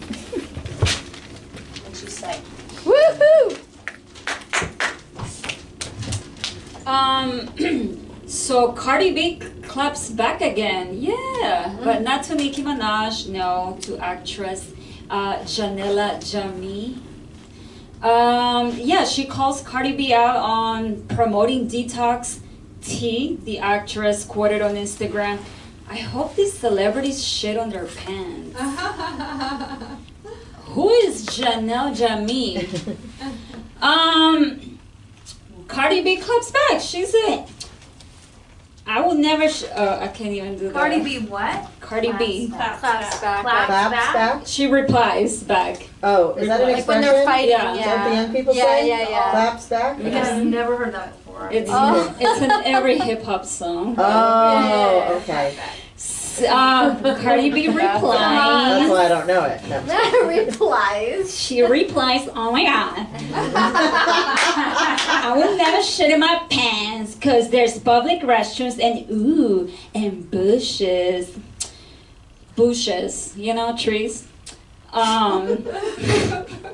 Well, good thing Cardi B's in the East Coast, because if she was on the West Coast, that ass will be on fire. Okay, but you know, good thing, she got butt implants because they got her back. Yeah, that's it. Yeah, that's it. I was just making sure. Oh, you just wrote one joke? Yeah, that's all I have. Okay. Because I was so confused with the homework, so. Oh, why didn't you email me? I don't know. Because it was Thanksgiving weekend. Oh God, you should always email me. If you have a question about anything, guys, you can always email me or call Yeah, because me. I was like looking at late night, everything like I was saying was about Trump, and I was like, dude, I'm so over it. So I was like, I don't know what to really write It's about. a funny story. I mean, it's Cardi B's, claps back at, what's her name? Janelle what? Janella Jamie. That's when you should go, whoever the fuck that is. Okay. Whoever the hell that is. Yeah. She claps back because she said this detox tea does this, or whatever, right? And then there's another place for a joke there. You just sort of talk through it. Yeah. But it's like, first of all, I would never shit in my pants because A, there are public bathrooms, and B, there are bushes. I mean, no one, like, that's such a dumb thing to say. Yeah. You know? Well, she said it, Cardi. No, I know. Oh, That's okay. why. You should be making fun of that. Like, Okay. like, you know, she said, first of all, I would never shit my pants because there's public bathrooms and bushes. And bushes? Like, So you should shit in the bushes? yeah, Okay. yeah. Like shitting in the bushes is better. Well, yeah, and then that's where you should just be like, I would just rather shit my pants. Oh, Or whatever. Oh, yeah, I like that. Like, Especially Not- with Love Cardi, with the but- camping stuff, because we know how you feel about shitting in the woods. Oh my god. oh, you already have something about that. About Perfect. camping. Oh yeah, that's a good idea. bear. Thank you. I like that. Can you imagine driving by and seeing Cardi B at the side of the road just pooping I in could a honestly bush? see her doing that. Like, It would still be better than anything I've ever heard her sing. Or whatever, I don't know. I don't know if she's good or not, because I'm 80 and I don't know who that is. Oh, But she's I know like she the is. #1 rapper right now. yeah, no, I Female know she rapper. is. I know she is. Yeah. I like the butt implants joke. Well, They she would does her have. back. She got injections, so I don't know if it protects. She's gonna or- shed her injections. She's gonna shed. She is gonna shit her implants. Oh my god, that's hilarious. Not, yeah, slow down on the T. But if he's Cardi Sorry, I love shit jokes. Yeah, I wanna know. But if she came back and driving by and seeing Cardi B shitting in a bush, if teenage girls saw that, that would become the new fad. Oh my It god. would be girls getting selfies and taking their prints. I'm sorry. Like, But you see it now. you know, like, we don't need no rest stops. We got the bushes, bitches! And they're all like squatted down, and I could just see that becoming a trend because my Cardi B was God. doing it. That could be super funny. I don't know if that's your voice or, you know, about how you do your set, I but feel like she was rap about it. Yeah. Shitting on my bushes. yeah. Whatever the fuck she says. Like literally. But it's true though, it's like if Cardi B does it, then it's cool. Yeah. You know, she's like making it okay. Everything she does. Everything she does. Yeah, like remember the popular guy, this movie Can't Buy Me Love, too old of a reference for this group, but the popular guy in school basically learns how to dance by accidentally watching this like right, and so he's doing like this African like water like rain dance thing at the dance, and then everybody sees him doing it, so they're all doing it, and it's hysterical. But that's what I'm picturing with like if she's doing it, then every teenage girl is gonna want to do that. Yeah, it's just so ridiculous. Okay, cool. Was there something about that when she had to clarify clapping, and then she used like a very proper voice? Oh yeah, clap, or for For anyone over 15, clapping means. Oh, okay. She clapped back, or for anyone over the age of 40, responded. like you did. With negative undertones. Yeah. She clapped back. I'm sorry, for the white people or for the old people. Yeah. I mean, you can say both. Responded. That's pretty funny. Yeah, for the old people. For the old people. Okay, cool. Thanks. Nice.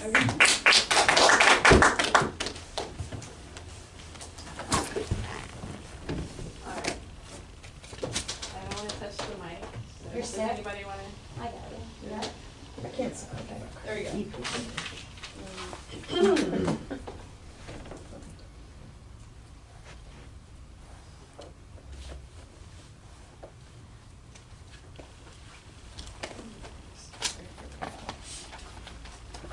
All right, climate change.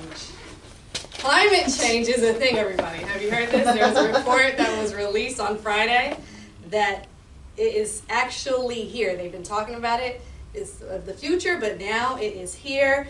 But the president still says nope, he does not believe it. And he went to go and visit the town that burnt down. He's such an idiot. He got the name wrong.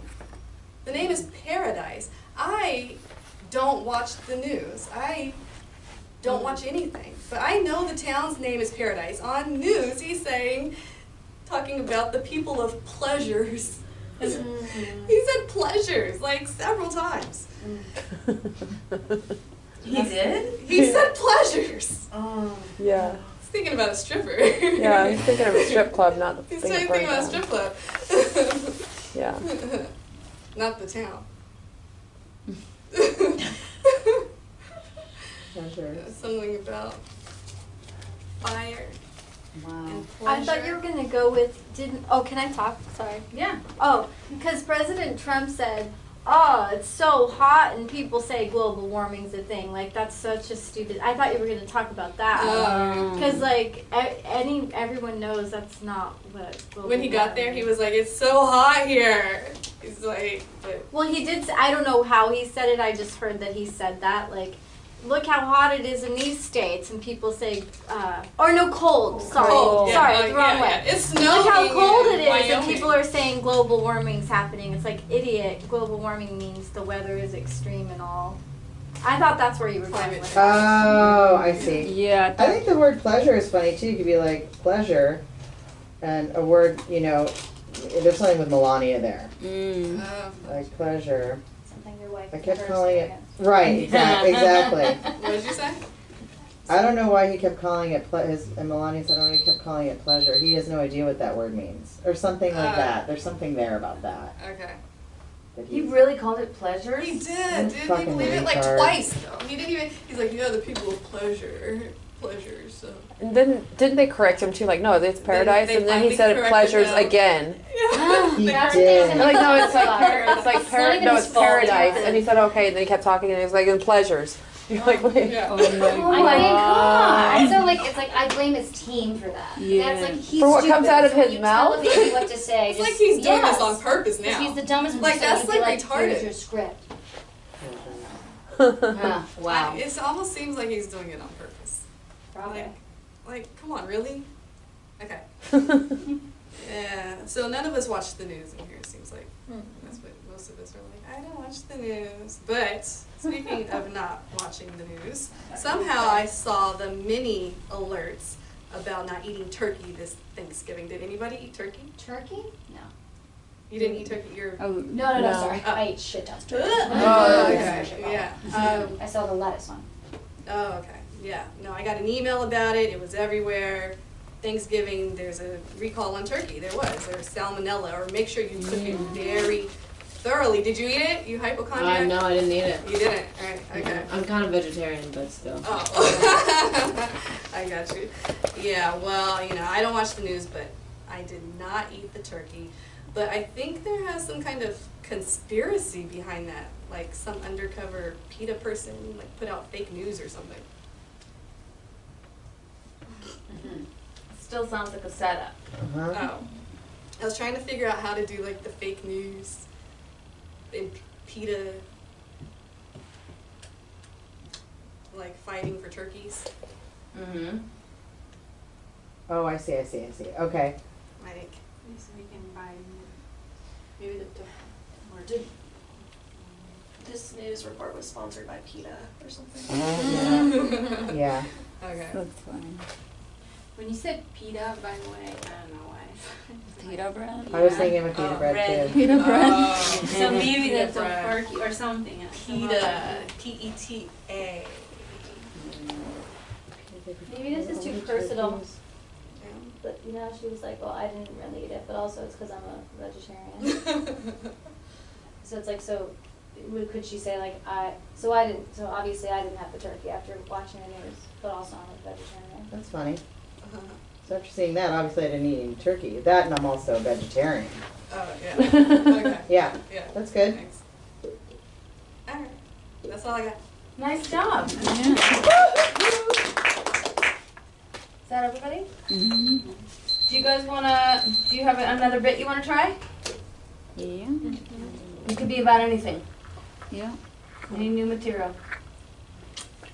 I go. Hot off the presses. Yeah? Can it be sketches that we, like bits that we, like shows that we wanted to? Sure. You have 5 minutes. 5 minutes? Mm-hmm. Oh, I don't think I have 5 minutes. Well, Whatever. no, you have 5 minutes to work this out. Oh, I you was know? like, oh, okay.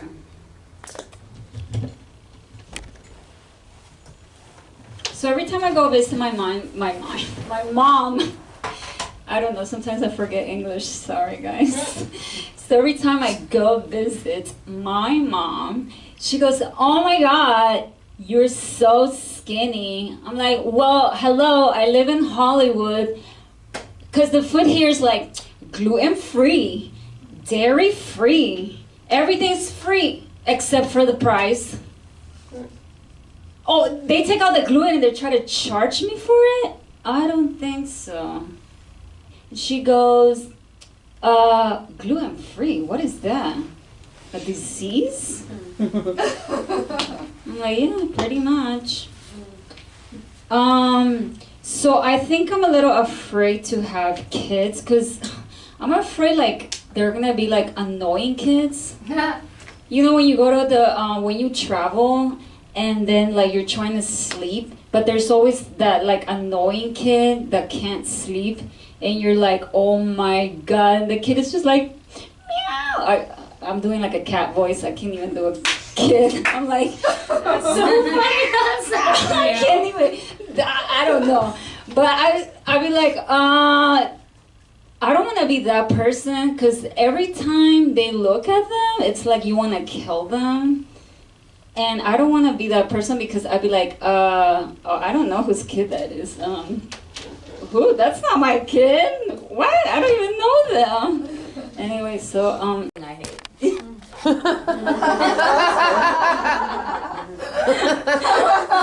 funny. Also, when you didn't know how to speak English, that's really funny. Oh my God, it happens to me at open mics. I'm like, I forget. I'm like, fuck, what? I don't know. Like you made up 2 words and said it wasn't it. Yeah. I think the first one was funny. It was just, you should stop, take a pause before saying it's not free. Did you say it's gluten-free? It's not, and by the way, it's not free. It's expensive. Oh, I say everything, it's free except for the price. Yeah, oh, that's it. It's free except for the price. Yeah, I liked your take on it though. If you're gonna take out the gluten, I want a discount. Yeah. Oh yeah. And I want the gluten back in. Yeah. Can you Decided add some gluten to this, please? Yeah. You know when you have to pay Yeah. extra for egg whites? Like even though, like in an omelet? That's all you have to say. Yeah, why does it cost more when they take out? Yeah. Yeah, why? They're taking it out. Like, what the hell? It's crazy. What if you said, I hate it when they're like, what if my kids are like those annoying kids? Shit. I'm just trying to say like kids. I don't know how to say it.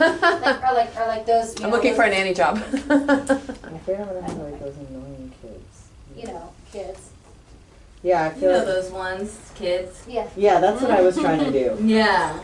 Like, you know, I don't want to have my kids to be annoying. You know, like those kids, Mm. just kids in general. You know, yeah. Maybe that doesn't fit with your voice, but Mm. but aren't all kids annoying? You know, like those kids on the airplane. They're like meow meow, and then you do the cat joke. That's so funny. I'm sorry, that's a cat. It was like your I hate best those stuff. too. Yeah. Another thing I hate. Yeah. So Yeah. funny. Like I get those confused all the time. Yeah. Yeah. Funny. Okay, Good job. Okay, thanks.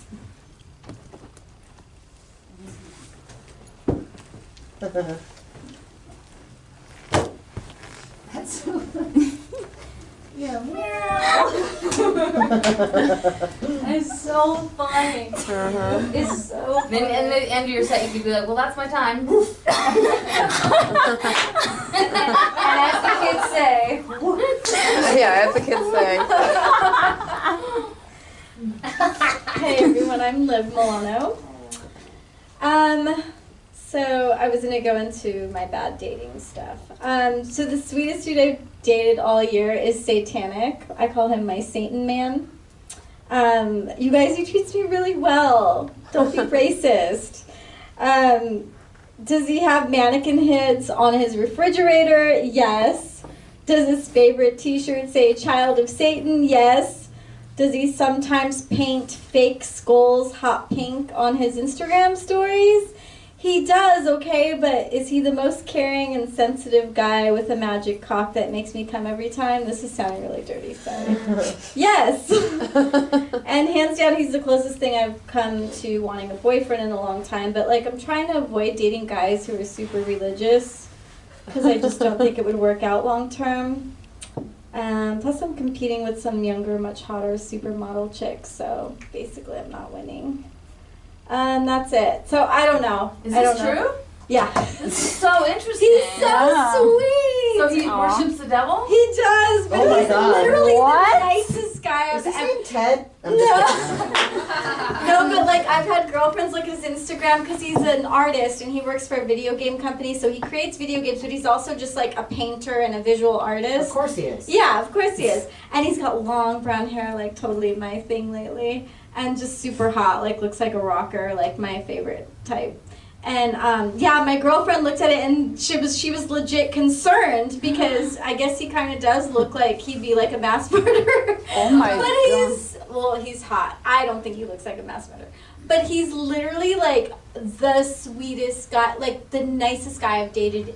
Well, I don't date rude guys. I don't date mean guys. I don't mean to say that. But I'm just saying he's so sensitive and tender and sweet and treats me like the nicest I've been treated in forever. There's just this one thing about him. He worships the devil. Yeah. No big deal. Yeah, that's the I said I don't want to date a religious guy. Yeah. I love it. Yeah, that's hilarious. So I gush about him and then I love it. Yeah. Okay. Yeah, don't come out with it. Okay. Yeah, I give it Because away. it's very interesting. Okay. Yeah, we need to be like he does not celebrate Christmas. So I'm not gonna get a gift. Right. Oh, I love it. Yeah. Thank you. And then no, you have some more time, so you can just like. Yeah. I like that. I don't like. I told myself I wasn't going to date religious guys.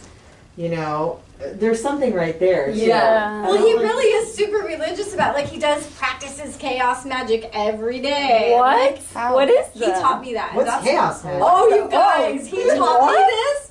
I've been accused of being a witch my whole life. This is a side story. My grandmas were witches in Italy. What? Priest burned her witchcraft book. So I've been accused of it so much that I tried it last year, and he's the one who taught me chaos magic. I don't know if it's the secret combined with whatever. I did 3 spells, and I swear to God they all came true. I'm getting chills within 2 weeks to 6 months. All of them. Well, curses? Chaos magic is What is not. it? I think it's more black magic, so I probably shouldn't do that. But you know the celebrity crush I talk about that I hooked up with? The guy that I did the spell for. How the fuck would he know I have a crush on him? I've met him twice at whatever. Not saying who it is. He DM'd me. We have hooked up multiple times since. That was one of my fucking weird spells because I'm like a child. I wished for a boy. And then I wanted to move to Seattle. Within 2 weeks, that magically happened. I wanted a 6-figure job. I got it. So anyway, he's the one who taught me chaos magic, and I haven't done it since. But, What, just like rituals and stuff? no, it's a Spells. whole like writing thing. Like I created my own alphabet. You make a logo, kind of like business logos. How corporations are so. It's because it's kind of witchcraft logos. What if you're like? What if you're like? We had a wonderful time on our date. The weird thing was killing that goat. Other than that, Liv, it kind of plays into like your dad almost. You know, we don't know like the jokes that you do where you're like, yeah, we don't know why there's a guy in the back or why And we're tied up in the trunk and kind of so like, oh, I guess I kind of did dating guys like my dad. You know what I mean? That's a thing though. Yeah, I know. That's why I'm saying like I call it that. no, this is really great. I know. Very interesting. I've never heard anyone talk about heard this. anything like it. It's Not- great. I know, I love it. That's right. No one can steal my stand-up because my life's so bizarre. Like, Yeah. I wouldn't be able to. Okay, cool. Thank Yeah, you. good job. Oh my gosh, so interesting. You gotta write So a did you- bunch of stuff about that. Did you sell your soul yet? To right. Rich and famous? I just started writing about him this morning, and I texted him, and I was like, it all just came to me. I'm like, but I don't want to do it on stage if like you don't want me to. And it made him laugh. He's like, let me think about it. I'm like, I could do more outrageous satanic stuff, like you guys just said. It was kind of like, I go, we can make it more outrageous. He goes, because what you've said is exactly me to a T. That if someone knew me, like they would know it was me. And I'm like, so I was like, oh, I'll just get more outrageous with it. Well, yeah, I mean, you have to. I mean, if it's too true to life, and it's boring, like well, child. not that, but we were listening because it was Boring. interesting. It was It wasn't like hilarious about his Instagram. We were like, what? Really? Yeah. But like, if you say, oh, and on his Instagram he does this, he puts pink skulls. And then the goat thing would be, we went to dinner, of course we had to kill our own goat. You know, like that kind of stuff. Like, as long as the third thing is completely ridiculous, then you're fine. Oh, can you say that the third thing has to be completely ridiculous? Well, it's like it's got to be a little like exaggerated. Okay. About and kind of what the audience is like. Not you don't want to give us what we're totally expecting, but something that we'll know it's the joke. Like, okay. Yeah. All right. Because I wasn't sure if that was the joke or not. He does have a kid. It's Rosemary's Baby. That's the baby goat, the kid. Oh, yeah, His kids are baby goats. It's a kid. A baby goat. It's a baby goat. People aren't smart enough to know they're I kids, love though. baby goats too. Yeah, they don't know That's the kids are baby goats. Right, That's it's so too weird. smart. Isn't that sad? It's too smart. You know. All right, who wants to go? I can work some I did that I talked you wanna about go? Satan Man at a mic, and I think I freaked out a couple of guys there. Good. Anyway, yeah. It's funny that they're afraid of like the invisible, what they can't see. I know. That's interesting. Who cares? That's hilarious. Oh my god. That's interesting. We just remember be nice to her. Yeah, right?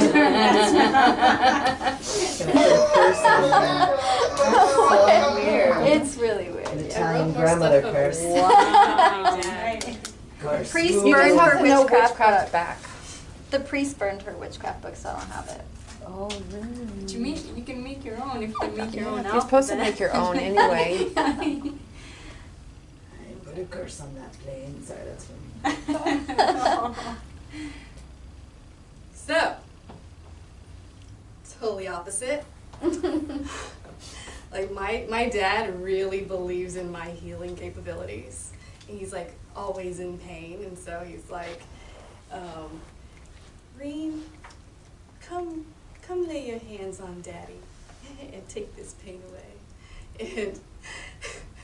And so it's like this like thing, like for me, like I want to believe this too, so I like go and like demonstrate, and my siblings are all watching and they're believing in it too, and I'm like, so I kind of wanted to maybe demonstrate like this is real.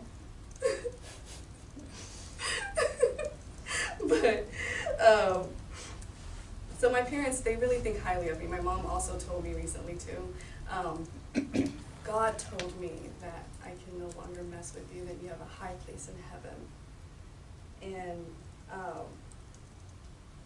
so that's why I think highly of myself, because my parents, they put me at this super high status, and it's like a lot to live up to. I really truly live, you know, with the WWJD. Really means something to me, and try to live it every day. What would Jesus do? Yep. Okay. The bracelet. So something like that, but My parents. you know, it's like I try to, because I really am more like storytelling about this stuff, and it's like longer, and I'm trying to figure out how to break it up. But you know, my mom used to beat the shit out of me, and then it turned into us getting to fist fights.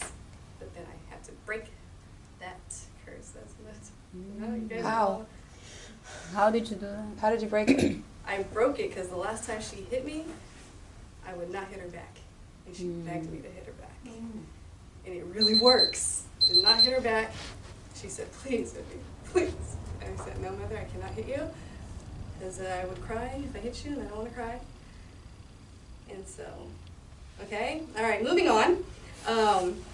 My sisters, though, my sisters are fighters. And my sister, she was in juvenile hall from fighting a lot when she was a little girl.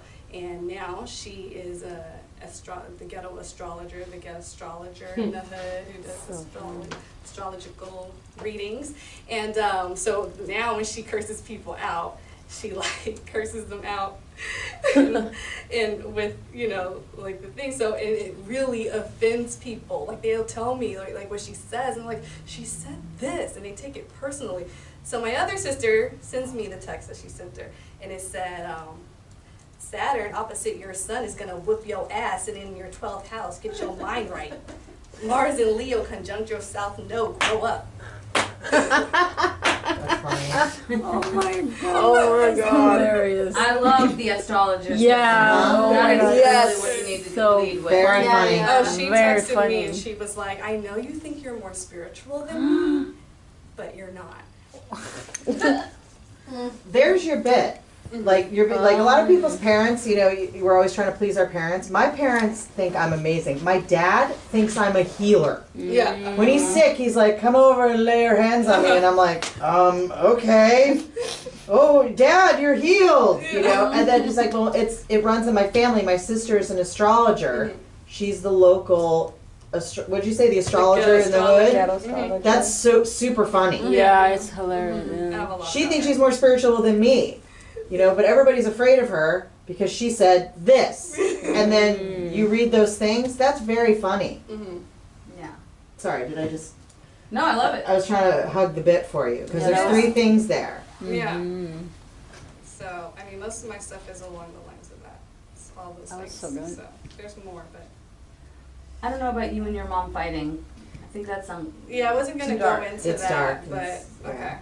Yeah. But I didn't know how to connect the whole thing of what she says, that she can't mess with me anymore. Well, you don't need that Yeah. for this. I think the stuff about your dad thinking you're a healer is funny, and your sister being the astrologer in the neighborhood and cussing people out like, Mercury is rising on you, motherfucker, or whatever he said. Like, that was hilarious.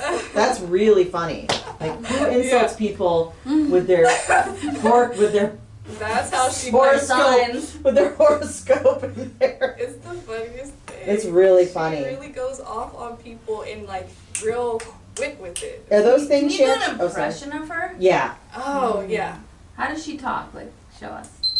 Because she tries to talk proper, but she's, you know, so she's like, if I read this thing again, let's see. Saturn opposite your sun is gonna whoop your ass sitting in your 12th house. Get your mind right. Mars and Leo conjunct your south. No, you need to grow the fuck up. That's great. So That's funny. great. That's perfect. so You good. gotta work on her. Yeah, hilarious. This British guy made a funny video, just like, because she talked about astral projecting and like how she went to get the lotto numbers, but she got the mega number wrong, and it was so funny how he clowns her. But she makes videos, so she puts it out there. God, I want to see those So videos. yeah, Love it. That's very funny. Very funny. Annie? Sure, I have some stuff I've done, but I'd love to hear your feedback on it more so, because, let me get my recorder on my Okay.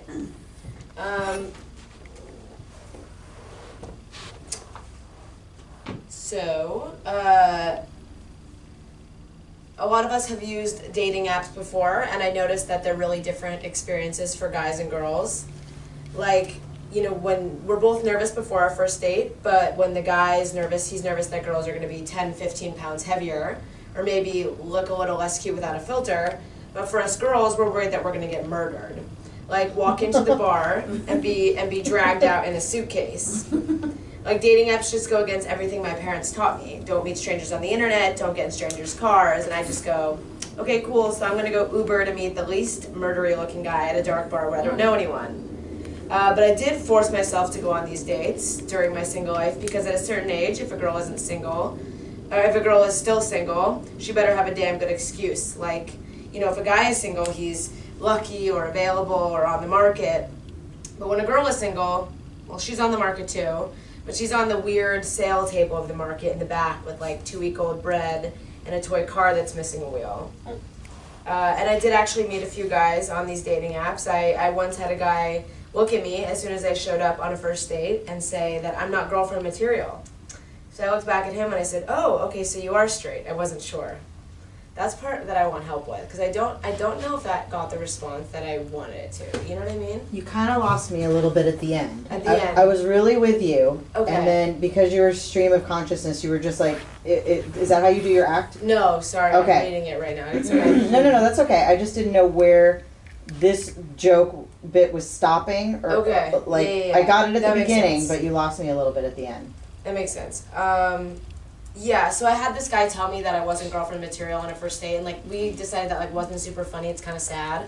So I like want a way to turn it back on him, and I feel like I've tried the like, oh, so you are straight, but I don't feel like everybody got that. I feel like that kind of missed. It's missed at most mics. It did okay. Yeah, when I because did it. maybe they think maybe he is gay. Maybe, Yeah. I feel like it was kind of a miss, and like I want to punch that one up and make that funnier, because it's like leading into then all these other bad dates I've gone on. Yeah, sure. And right after that, I say, which I think is really funny that you helped me read, was like, and then I've been on some bad dates. Yeah. Which I think is really That's funny, funny. but I don't think that it translates, because I don't think that that part works well. I kind of like was reading the lead-in stuff to try to explain. So yeah, so I've met a few of these guys. One of them, literally, it's true, as soon as I got there, he just looked at me and told me I wasn't girlfriend material, which like is sad. Like and right out of weird. the gate? Right out of the gate, as soon Ridiculous. as he saw me.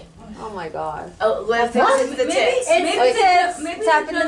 Maybe the joke is God. Really? Guys usually wait 3 months to tell me that. Oh, that's That's Does it have it from having big boobs? I Yeah, swear to God, I've talked to personally. other people How did too. you know? Guys usually wait 3 months, then tell me that. Because the reaction of the audience when I did this the other night was like, what? And I kind of played back with it. I was like, I know, right? Like, come on. Like, Yeah.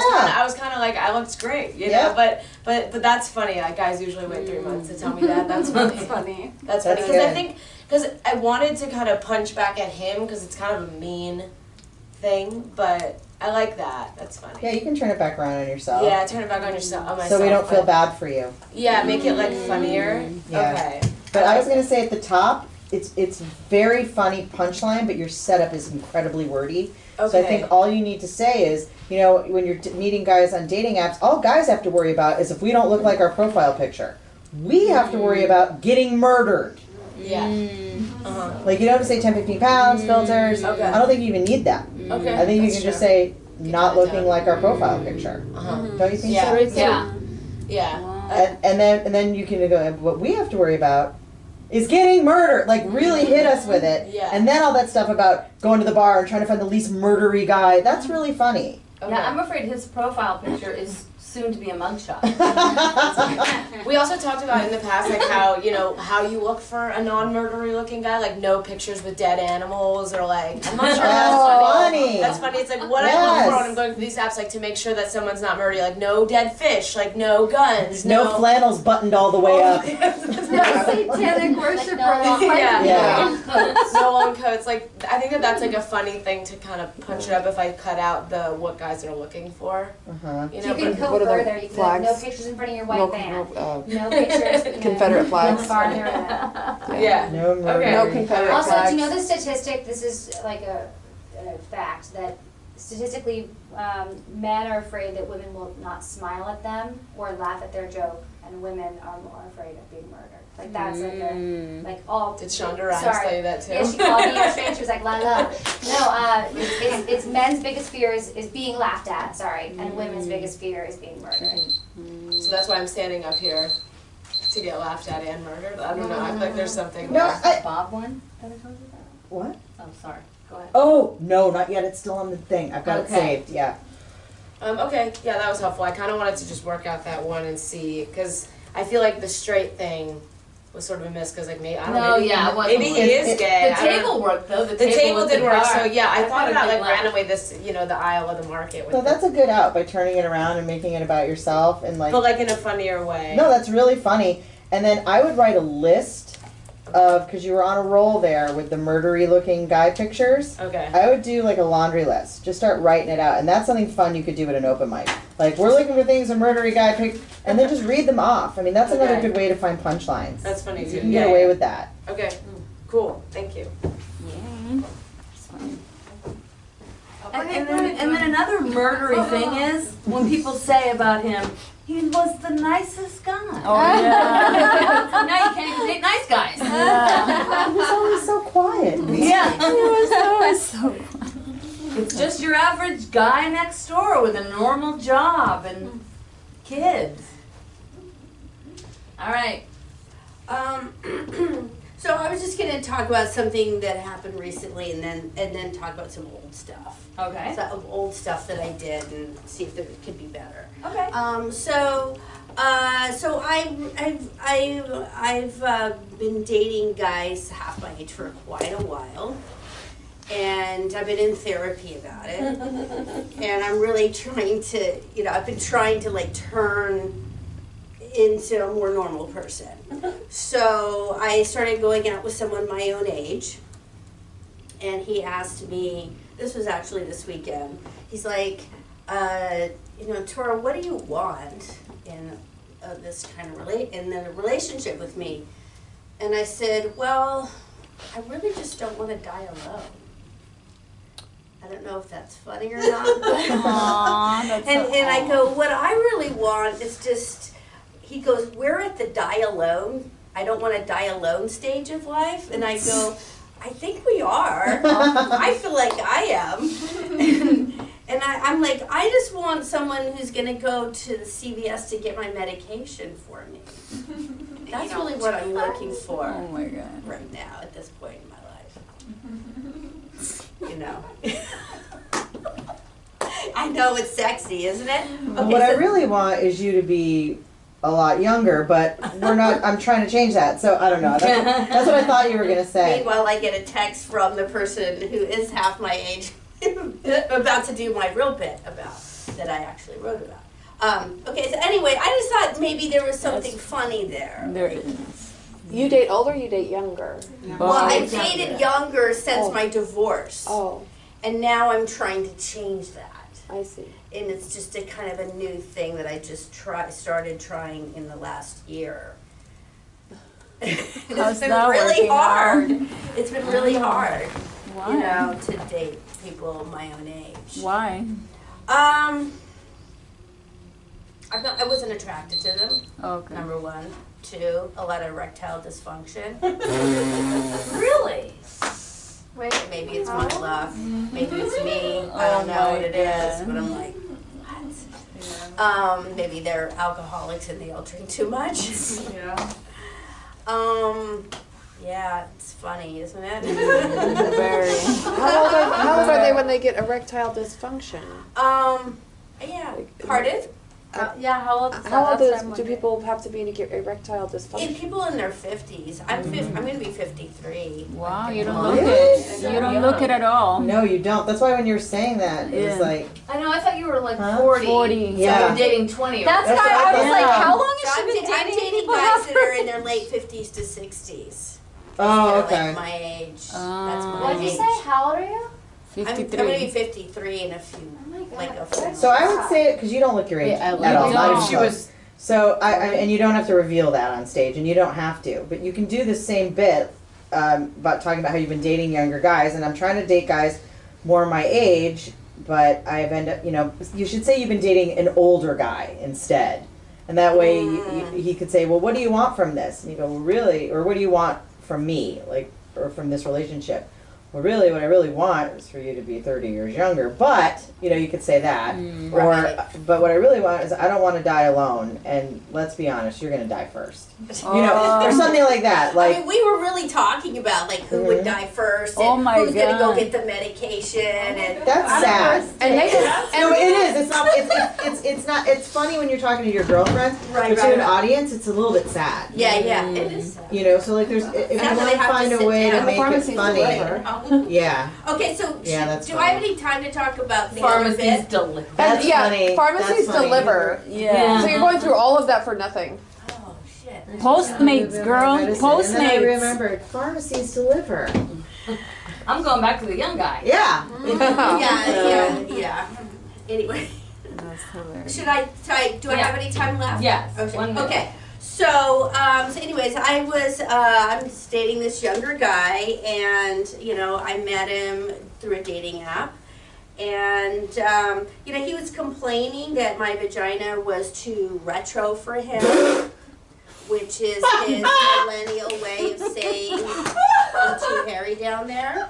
Damn. And I guess you could say I do have kind of a nerd pussy.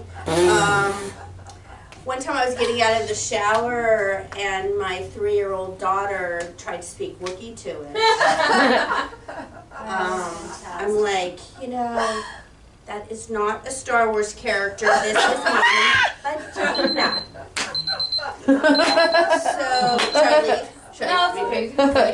So anyway, to keep my semi-attractive millennial boyfriend happy, I decided to go get waxed. Nice. So I called the cheapest, fastest place that could get me in there, and she takes me behind a curtain and she lies me down, and she kind of positions my legs like a 6th grade dissection experiment, frog dissection.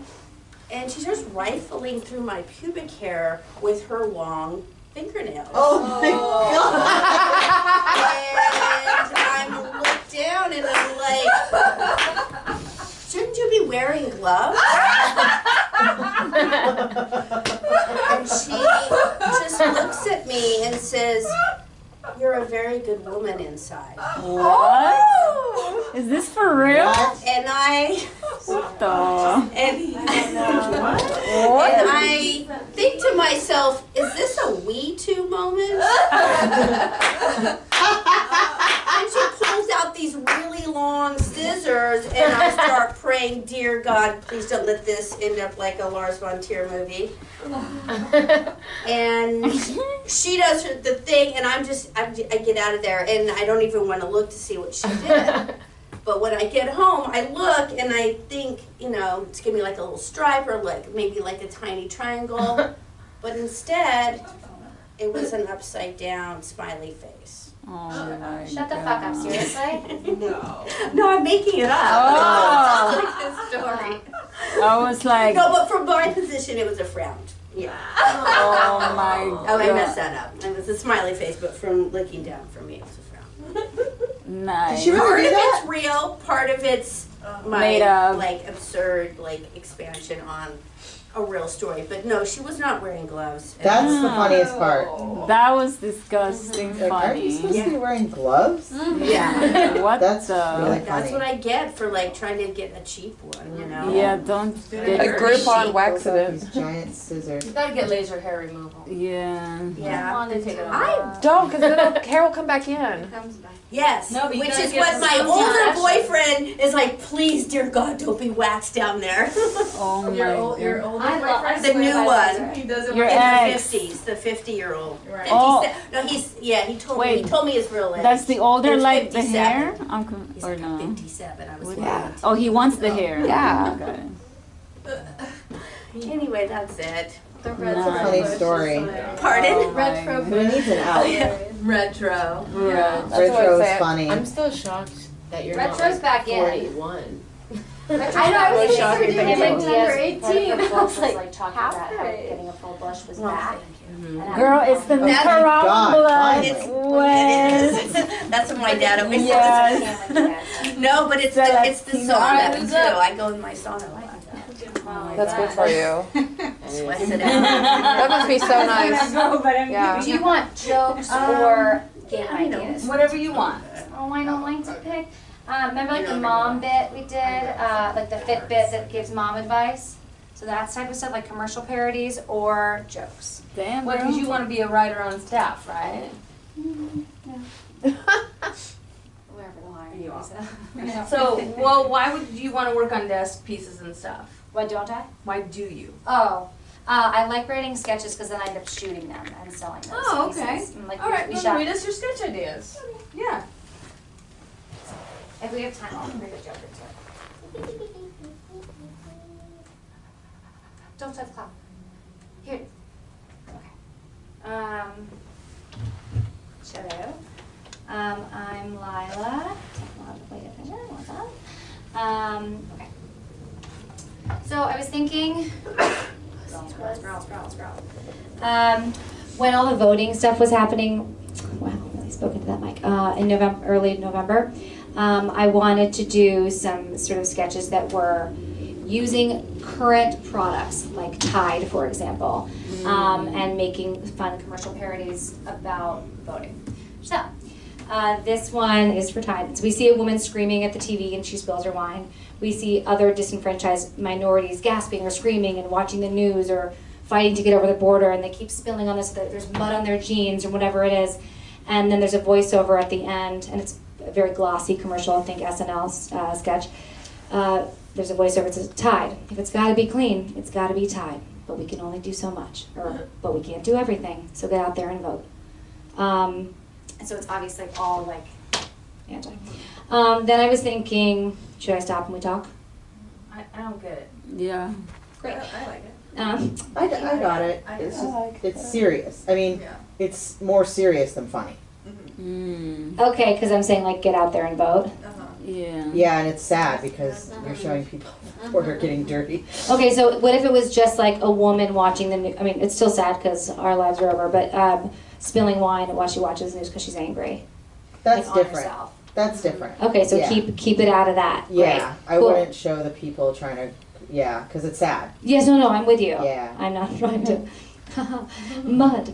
Okay, so keep it lighter that way. Yeah, and that's a very funny idea. Like Okay. if someone's sitting there with their spaghetti and their Yeah. wine and they're watching the news and like, son of a Yeah. Jesus. Yeah. You know, and then it's like, it's like And hi. like take a tie pen to it, and we'll see them kind of trying to wash it out. Yeah, you could do it that way. I'll try. Like I wrote, they all try to get the stains out using different Tide products. And it's like, Tide, we can't do everything, so get out there and vote. Then I was thinking, I was listening to the song "Empty Chairs and Empty Tables" from Les Miserables. If you don't know it, leave. And so, what if there was a parody of Trump sitting at a large table with binders in front of every single chair? No, it's completely empty, and he's singing the song. And it's in reference to him like clearing his own swamp, and just like looking around and realizing that all the people he wanted are gone. That's funny. Okay. You do a lyric change? with Yeah, it? yeah. That's funny. Okay, then I was thinking for, this is not Trumpy, but a dating commercial like for Bumble. We open on a woman late at night. She's tired and looks like crap, swiping left and right and talking endlessly with different guys from different apps. This is what I go through. Like, I'm like, how am I having 4,000 conversations? I hate all of you. Then there's a voiceover, and it's like, here at Bumble, we get that you're busy and don't want to continue that mindless chatter with 17 strangers trying to find the one. With Bumble auto response, we'll do the legwork for you, so you could just get to dating the way it used to be in 1990 when the world wasn't on fire. See the auto responses roll in. So I think the auto responses would start out normally like, how was your day? Or that, do you know what I'm saying? And then they'd have to go sour somewhere, and I don't know where Bumble would take it. Would it be dirty talk, or would it be like, marry me, I'm single and alone? And so it's like, Bumble, we got you and your dating life. See what I'm saying? We'll send you dick pics ourselves. Yes, that's what I'm saying. Exactly. I have to be waiting for one from a guy. Yeah, we got you covered. Yes, we got you covered. Yeah, we got stuff. That's so funny. Exactly. Because it's such a nightmare, and you just want to get rid of all that shit, so you can just go on a date. Yeah. Exactly. Okay, cool. Oh, yeah, that's so fun. Really feel like you're really on a dating site. You do a dick pic. Then I was thinking, you know the We'll Snickers? ignore you. I was just gonna say, we won't respond to any of your messages for 1 month for free. Buy it at the iTunes store for $9.99. That's really funny. Okay, and then what about if there's a Snickers commercial? You know when they're like, hey Bob, eat a Snickers. What if a woman and a man were in a car and they were having an argument or something like that, and the guy was like, Cheryl, have a Snickers. It looks like you need a Snickers. And then she eats it, and then we scroll over, seat and cut, whatever, and we see a man down the side of the road, woman eating Snickers, same woman, and then the VO is like, the first VO is like, sometimes you need a Snickers. The second VO is like, and sometimes he's just a dick and deserved it. I just think it's like, because they've never, what I mean by this is Snickers make you happy and like the nice person you're supposed to be, but like if you have a more feminist angle of like, shut the fuck up, and the guy's like, Cheryl, have a Snickers. And you're like, Bob, I'm gonna murder you. You know what I mean? No, I get it. I like the premise. But I didn't get the woman on the side of the road thing. Oh, she killed him. Oh. I said, we see a man dead on the side of the road. Oh, a man dead. Woman eating Snickers. Same woman now driving, like with a smile on her face, eating the Snickers. And sometimes he's just a dick and deserved it. Can she do something with the Snickers to him? Like shove it in his dead mouth? Oh, yeah. You eat the Snickers. Yeah. You're still an asshole. Shocking. And sometimes you have a peanut allergy. Oh, that's funny. Should she switch the candy? That's how he died. And sometimes he has a peanut allergy. Oh, yeah, it does make sense. Sometimes. Well, that's the thing. Is like it's her being angry, whatever, and then she has a Snickers, and then she's calm. Yeah. So it's not connecting. Do you see what I mean? I do. I'm trying to make like a period joke, kind of. How No. men? Yeah, I know exactly. You know, have a Snickers. You know, and it's like, I don't need a Snickers. I'm fine. I think you'll feel better if you have the Snickers. You know what I mean? And then he's like, then he should be dead. Then she should kill him, and then be like, I should have had the Snickers. Or then eats the Snickers and was like, oh man, maybe I should have just had the Snickers. Like, she fucks up. Oh, she actually fucks up? Yeah, it should be her. Okay, cool. Not you're driving me to be this way, because it's always the person who needs the Snickers that's acting like a total asshole. It's nobody else. It's always them. Do you know what I mean? So it stays on. It's got to stay on them. Snicker branding. Yeah. I mean, otherwise the jokes, it's not. I don't think it'll work. Do you see what I was trying to do? Yes, I totally do. Too bad You're saying I that can't he's keep doing provoking it. her. Yeah, like, and that's why she's acting like an it's asshole. like you should take a My Doll, and you're like, yeah. You say it again. Yeah. But I know what you mean. Yeah.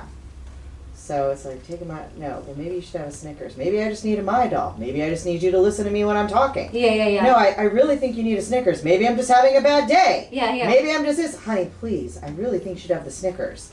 You know, and then he's like lying there with like a knife in his chest, you know, like, baby, just please have the Snickers. You know, like that's where it should go. Yeah, that DR. You know? Yeah. Yeah. Cool. And then She has a Snickers I'm and off tries to- sugar! and tries to save him. I was Yeah. sugar You're free. trying to make me fat! Ah! You're calling me fat. Okay, cool. Thank you. I'm not eating Snickers. Fuck you and your Funny. Snickers. I don't even like Snickers. Yeah. Cool. Because you know the commercials, right? It's like Danny Trio, whatever, and then he turns into like, hey, sorry guys. The last one was like Elton John, and he was given a Snickers, and he turned into someone else. And I remember being like, wait, like That's weird. that's what I made. That's what made me think of it, because it's like it was like Elton's, or like Bob, you're being bitchy, and it was like Elton John, and I was like, oh, we're doing that, okay. So that's why, because he wasn't. He was just like being Elton John. Oh, okay. I'm trying to think of a crazy woman you could have him portraying. Like Kathy Griffin. And then she eats the Snickers and it's still her? Yeah. I see. Okay. But it's confusing, so it doesn't work as. Yeah, you'd have to stick to the formula for Maybe it to be a parody. Yep. Great. Awesome. Thank you Yeah. so much. Otherwise it'll get confusing. Yeah, no, I Yeah. hear you. Cool. Thank you. All right. All right, so you guys know I'm from Macedonia, which it's just one of those small piece of shit countries in Europe, right? Who cares? I don't even think it qualifies for a piece of shit. It's just more of like a turd, like a turd of a little mean bird. As a Macedonian, I feel like a pastime. I don't know, like smoking or phone booths, cassette tapes. True. At one point we were really big, believe it or not. But now no one gives a shit. I think Gen Zs won't even know we existed, right? So hence, I think some environmentalists should start a Go Fuck Me campaign. You fuck a Macedonian, you keep the genes go on, right? I think Alexander the Great would be pretty proud of that. Even my kids, they're diluted. They're half Greek. To make it worse, no, I'll skip that. People ask me why I came to America. Well, I thought America was going to be like Sex in the City. Except there was no sex and no city. They sent me to a suburb of Flint, Michigan. Have you guys ever had a lead Cosmo? It's terrible. Vodka, fresh tears, gunpowder, and a pinch of your favorite sorrow over immigrants taking your jobs. It's great. It's good. I guess. The most entertaining part of being I was a foreign exchange student. Yeah, I told you that last time. The most entertaining part of being a foreign exchange student is, I think, the sorority girls. We don't have them in Macedonia. If we had sorority girls in Macedonia, they would be like, and then I'll do some act out like, oh my God, I met a rich American. Get this, he lives in a place called like Flint or something. He works at a Subway sandwich. It's like a place where you can make whatever sandwich that you want. You can put whatever you want on it. And he said, and I can't speak fast. And like a sorority girl. And he says, if I have sex with him, he'll take me back to America. USA, USA. You know how the sorority girls do something. I have to practice that. I was never in a sorority. Is that my time? Yeah? No. Okay. A little bit more time. So I grew up communist, but my parents were non-believers. I think they just wanted that Yugo, that shitty little car the government gave us. And it was great being a communist. Not too much to worry about. You're bored. You watch the one TV channel available till 8 p.m. If you were hungry, you got one slice of white bread for dinner. If you're horny, you get one husband. All right, it came with that Yugo. In America, so many choices. Sometimes I'm confused. 70 types of bread, whole wheat, rice, sprouted. You can get them to slice whichever way that you want. 1,000 TV channels, movies on demand. Still only one husband, though. They really need to fix that. The coolest guy in communism was that guy with the mustache, Stalin, right? Basically what I'm saying is the stand-up comedy scene was pretty bad over there. Basically that one guy telling the same 3 jokes over and over and over. A Russian walks into a bar.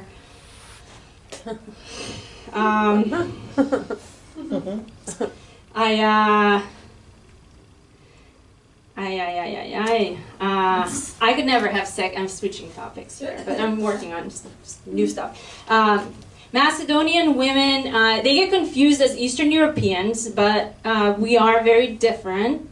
My friend Svetlana, she was Russian, and she always had lovers. You know, a lover, like one you're deeply, passionately in love with, until he runs out of money.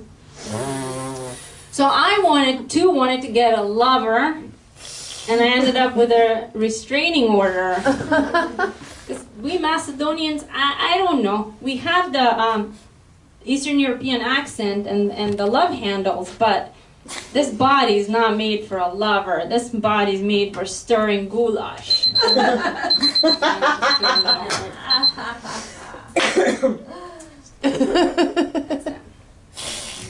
What was that noise? That was like a full 5-minute point of view Yeah, set. that was a set. Oh my god. That's like a full set. Yeah. Thoughts, feedback, comments? I like the until he ran out of money. That's a Natasha Oh my Leggero joke. Yeah. Remember that joke? Yeah. Natasha Leggero used to have a joke where she goes, hey, it's hard ending a relationship when you have to be the one to do it. Listen, you've run out of money. That's funny. That's so funny. Love that so much. That's so That's funny. so good. Fuck. I like that love handle. Was it love handle? Yeah. I just didn't get the restraining order part at the end, but I was interested in it. Yeah. I also wanted, this is true. 'Cause you My look so friend innocent. Svetlana didn't have a lover. I was like, I want to Her have a name is lover also too. Svetlana. I didn't have a restraining order, but I became obsessed about this guy. I was like, I can't Oh, have he like was just gonna a get it on lover. you. Yeah. Oh, yeah, against me. Yes. What I is- got a restraining order. What is like the most typical like sandwich you'd have in Macedonia? Like what is it? That's so funny. What would Cheese it be? sandwich. Just a cheese sandwich? Yeah. So there's a Pieces punchline of for the bread Subway and- thing. Yeah. Like they have sandwiches? You mean like you can have sandwiches, not just cheese, but with vegetables on it and meat and whatever. Like really making fun of the girl impressed by Subway. It's true. That's yeah. very funny. I also like there was no sex, there was no city, because I was in the suburbs of Flint. Maybe does Flint come first and then she says there's no sex and no city? Because that was funny. Yeah, that's funny. I was in Flint. No sex and no city. Yeah. And I was in Flint, Michigan. Yeah, that's. And there was no sex and no city. Yeah, that works better. But lots Have of you ever had? Also no water. Yeah. Do people remember that? Like Cosmo was the drink. Yeah, Yeah. Cosmo Yeah. works. You Yeah.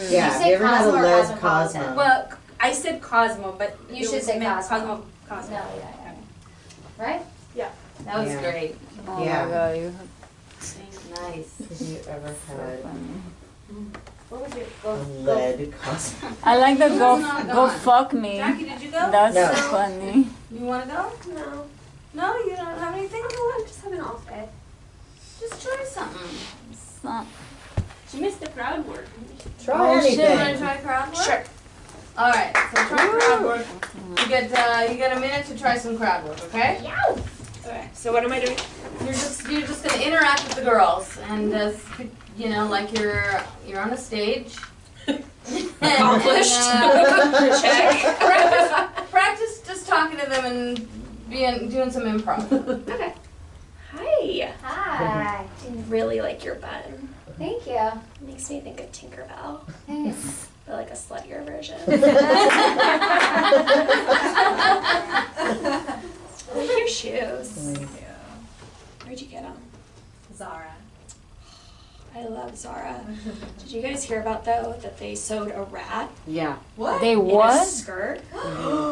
They sew a Was it alive? Just No.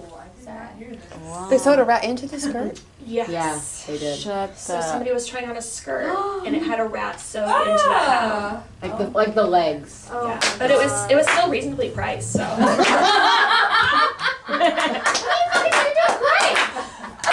That poor mouse.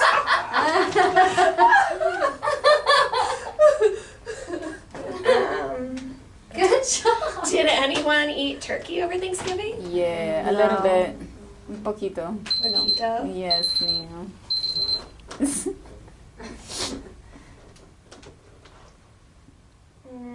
You want me to keep going? Yeah. Yes. Okay. How about mashed potatoes? Yes. Mashed potatoes, potato salad. See, I don't like things that like say that they're like a salad, but they're like not salads, like pasta salad. Like who the fuck are you trying to get there? Yeah. Good job. Very good. Awesome. Jackie, that's terrific. You're not having an off night. I know. The most on night. And you were very present. You just came up with 3 jokes Yeah, off the top that of your was head. so Did good. you record it? Want to write it down? Oh my god, you didn't record I it? didn't record it. You gotta do that Zara joke. Yeah, the Zara joke is hilarious. That's That poor mouse. That was so good. that is so awful. Imagine if you're a mouse, it's minding your own business. Next thing you know, you're wrapped up in a floral skirt. On your way to America. You have to think positive. That mouse is a fashion model now. And also a successful illegal immigrant. Yeah, there you go. Illegal immigrant. Oh my god, I can't. Making headlines. But that's the conditions Also- of the factory. You have to think of how bad they are to where that actually That gets is pretty sewn bad, in. yeah.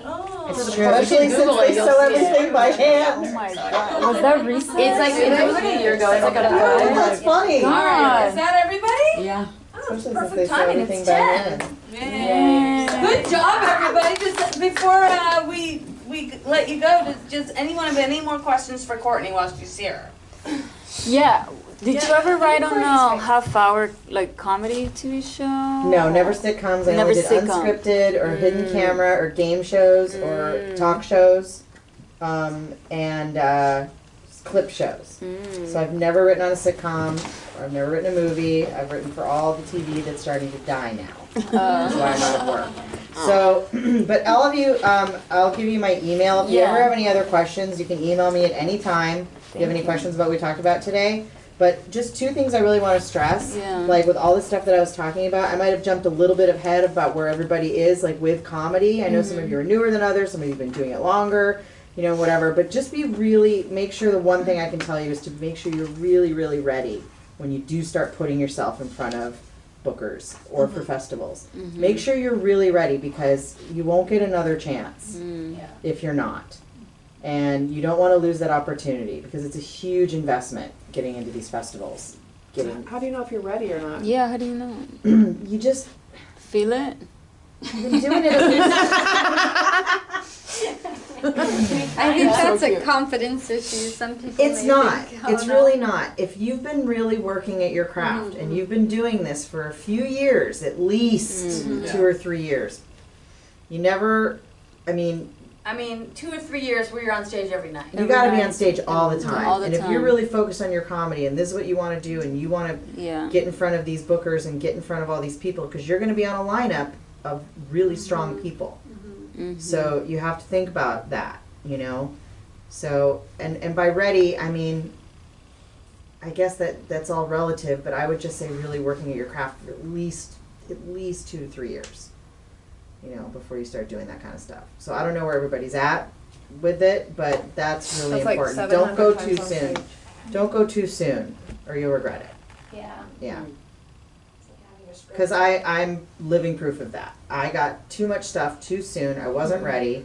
I had some really great sets out of the gate about 3 months into my stand-up. And about 8 months in, I started working regular at the Laugh Factory, and I was not ready. Oh, wow. And I think it always hurt me because I was so far behind all my friends. They were all like headliners already, and I was like still hosting, and I wasn't. It was like this.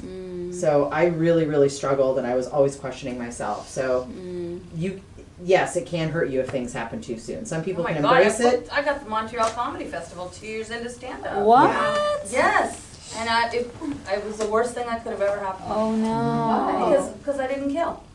If you don't kill up there, you're not special and everybody ignores you. And then everyone's seen you, because all the industry goes to Montreal, and they've all seen you and nobody wants to take a meeting with you. Oh, we saw her in Montreal.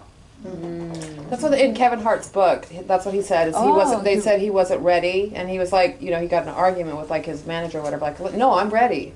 They're like, His no. manager made him wait and go on the road for a year. Yeah, so he had to go on stage every day for a year before, and then go back the next year. And he's like so glad that he waited and had that experience. So roads should come before festivals. Yeah, I would say you gotta get some chops before you get, because when you go into a festival, you want to be getting paid work. That you're the right one for the job, paid work. Okay. If you want to like do some road stuff, you need to tag along with other comics. You need to go, hey, can I come with you guys and do 10 minutes? Okay. Hey, I'll drive. Can I do a guest set? You have to do stuff like that. I mean, I'm doing it Thursday. I'm still doing it. I've been doing comedy 22 years. I'm tagging along with one of our best friends to open for her for 10 minutes so I can get on stage at this place that I want to perform at. So, I mean, it never ends if you're not famous. I mean, that's not the road I wanted to take. This is the road I chose, but, you know, still have to do it. It's a constant hustle.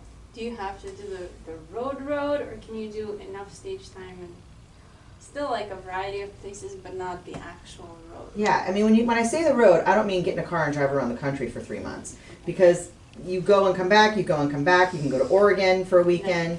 You can wait 2 months, go to Utah. You can go to New York a year later. I mean, as long as you're trying your material in front of different types of, because you'll see it is drastically different. It is different.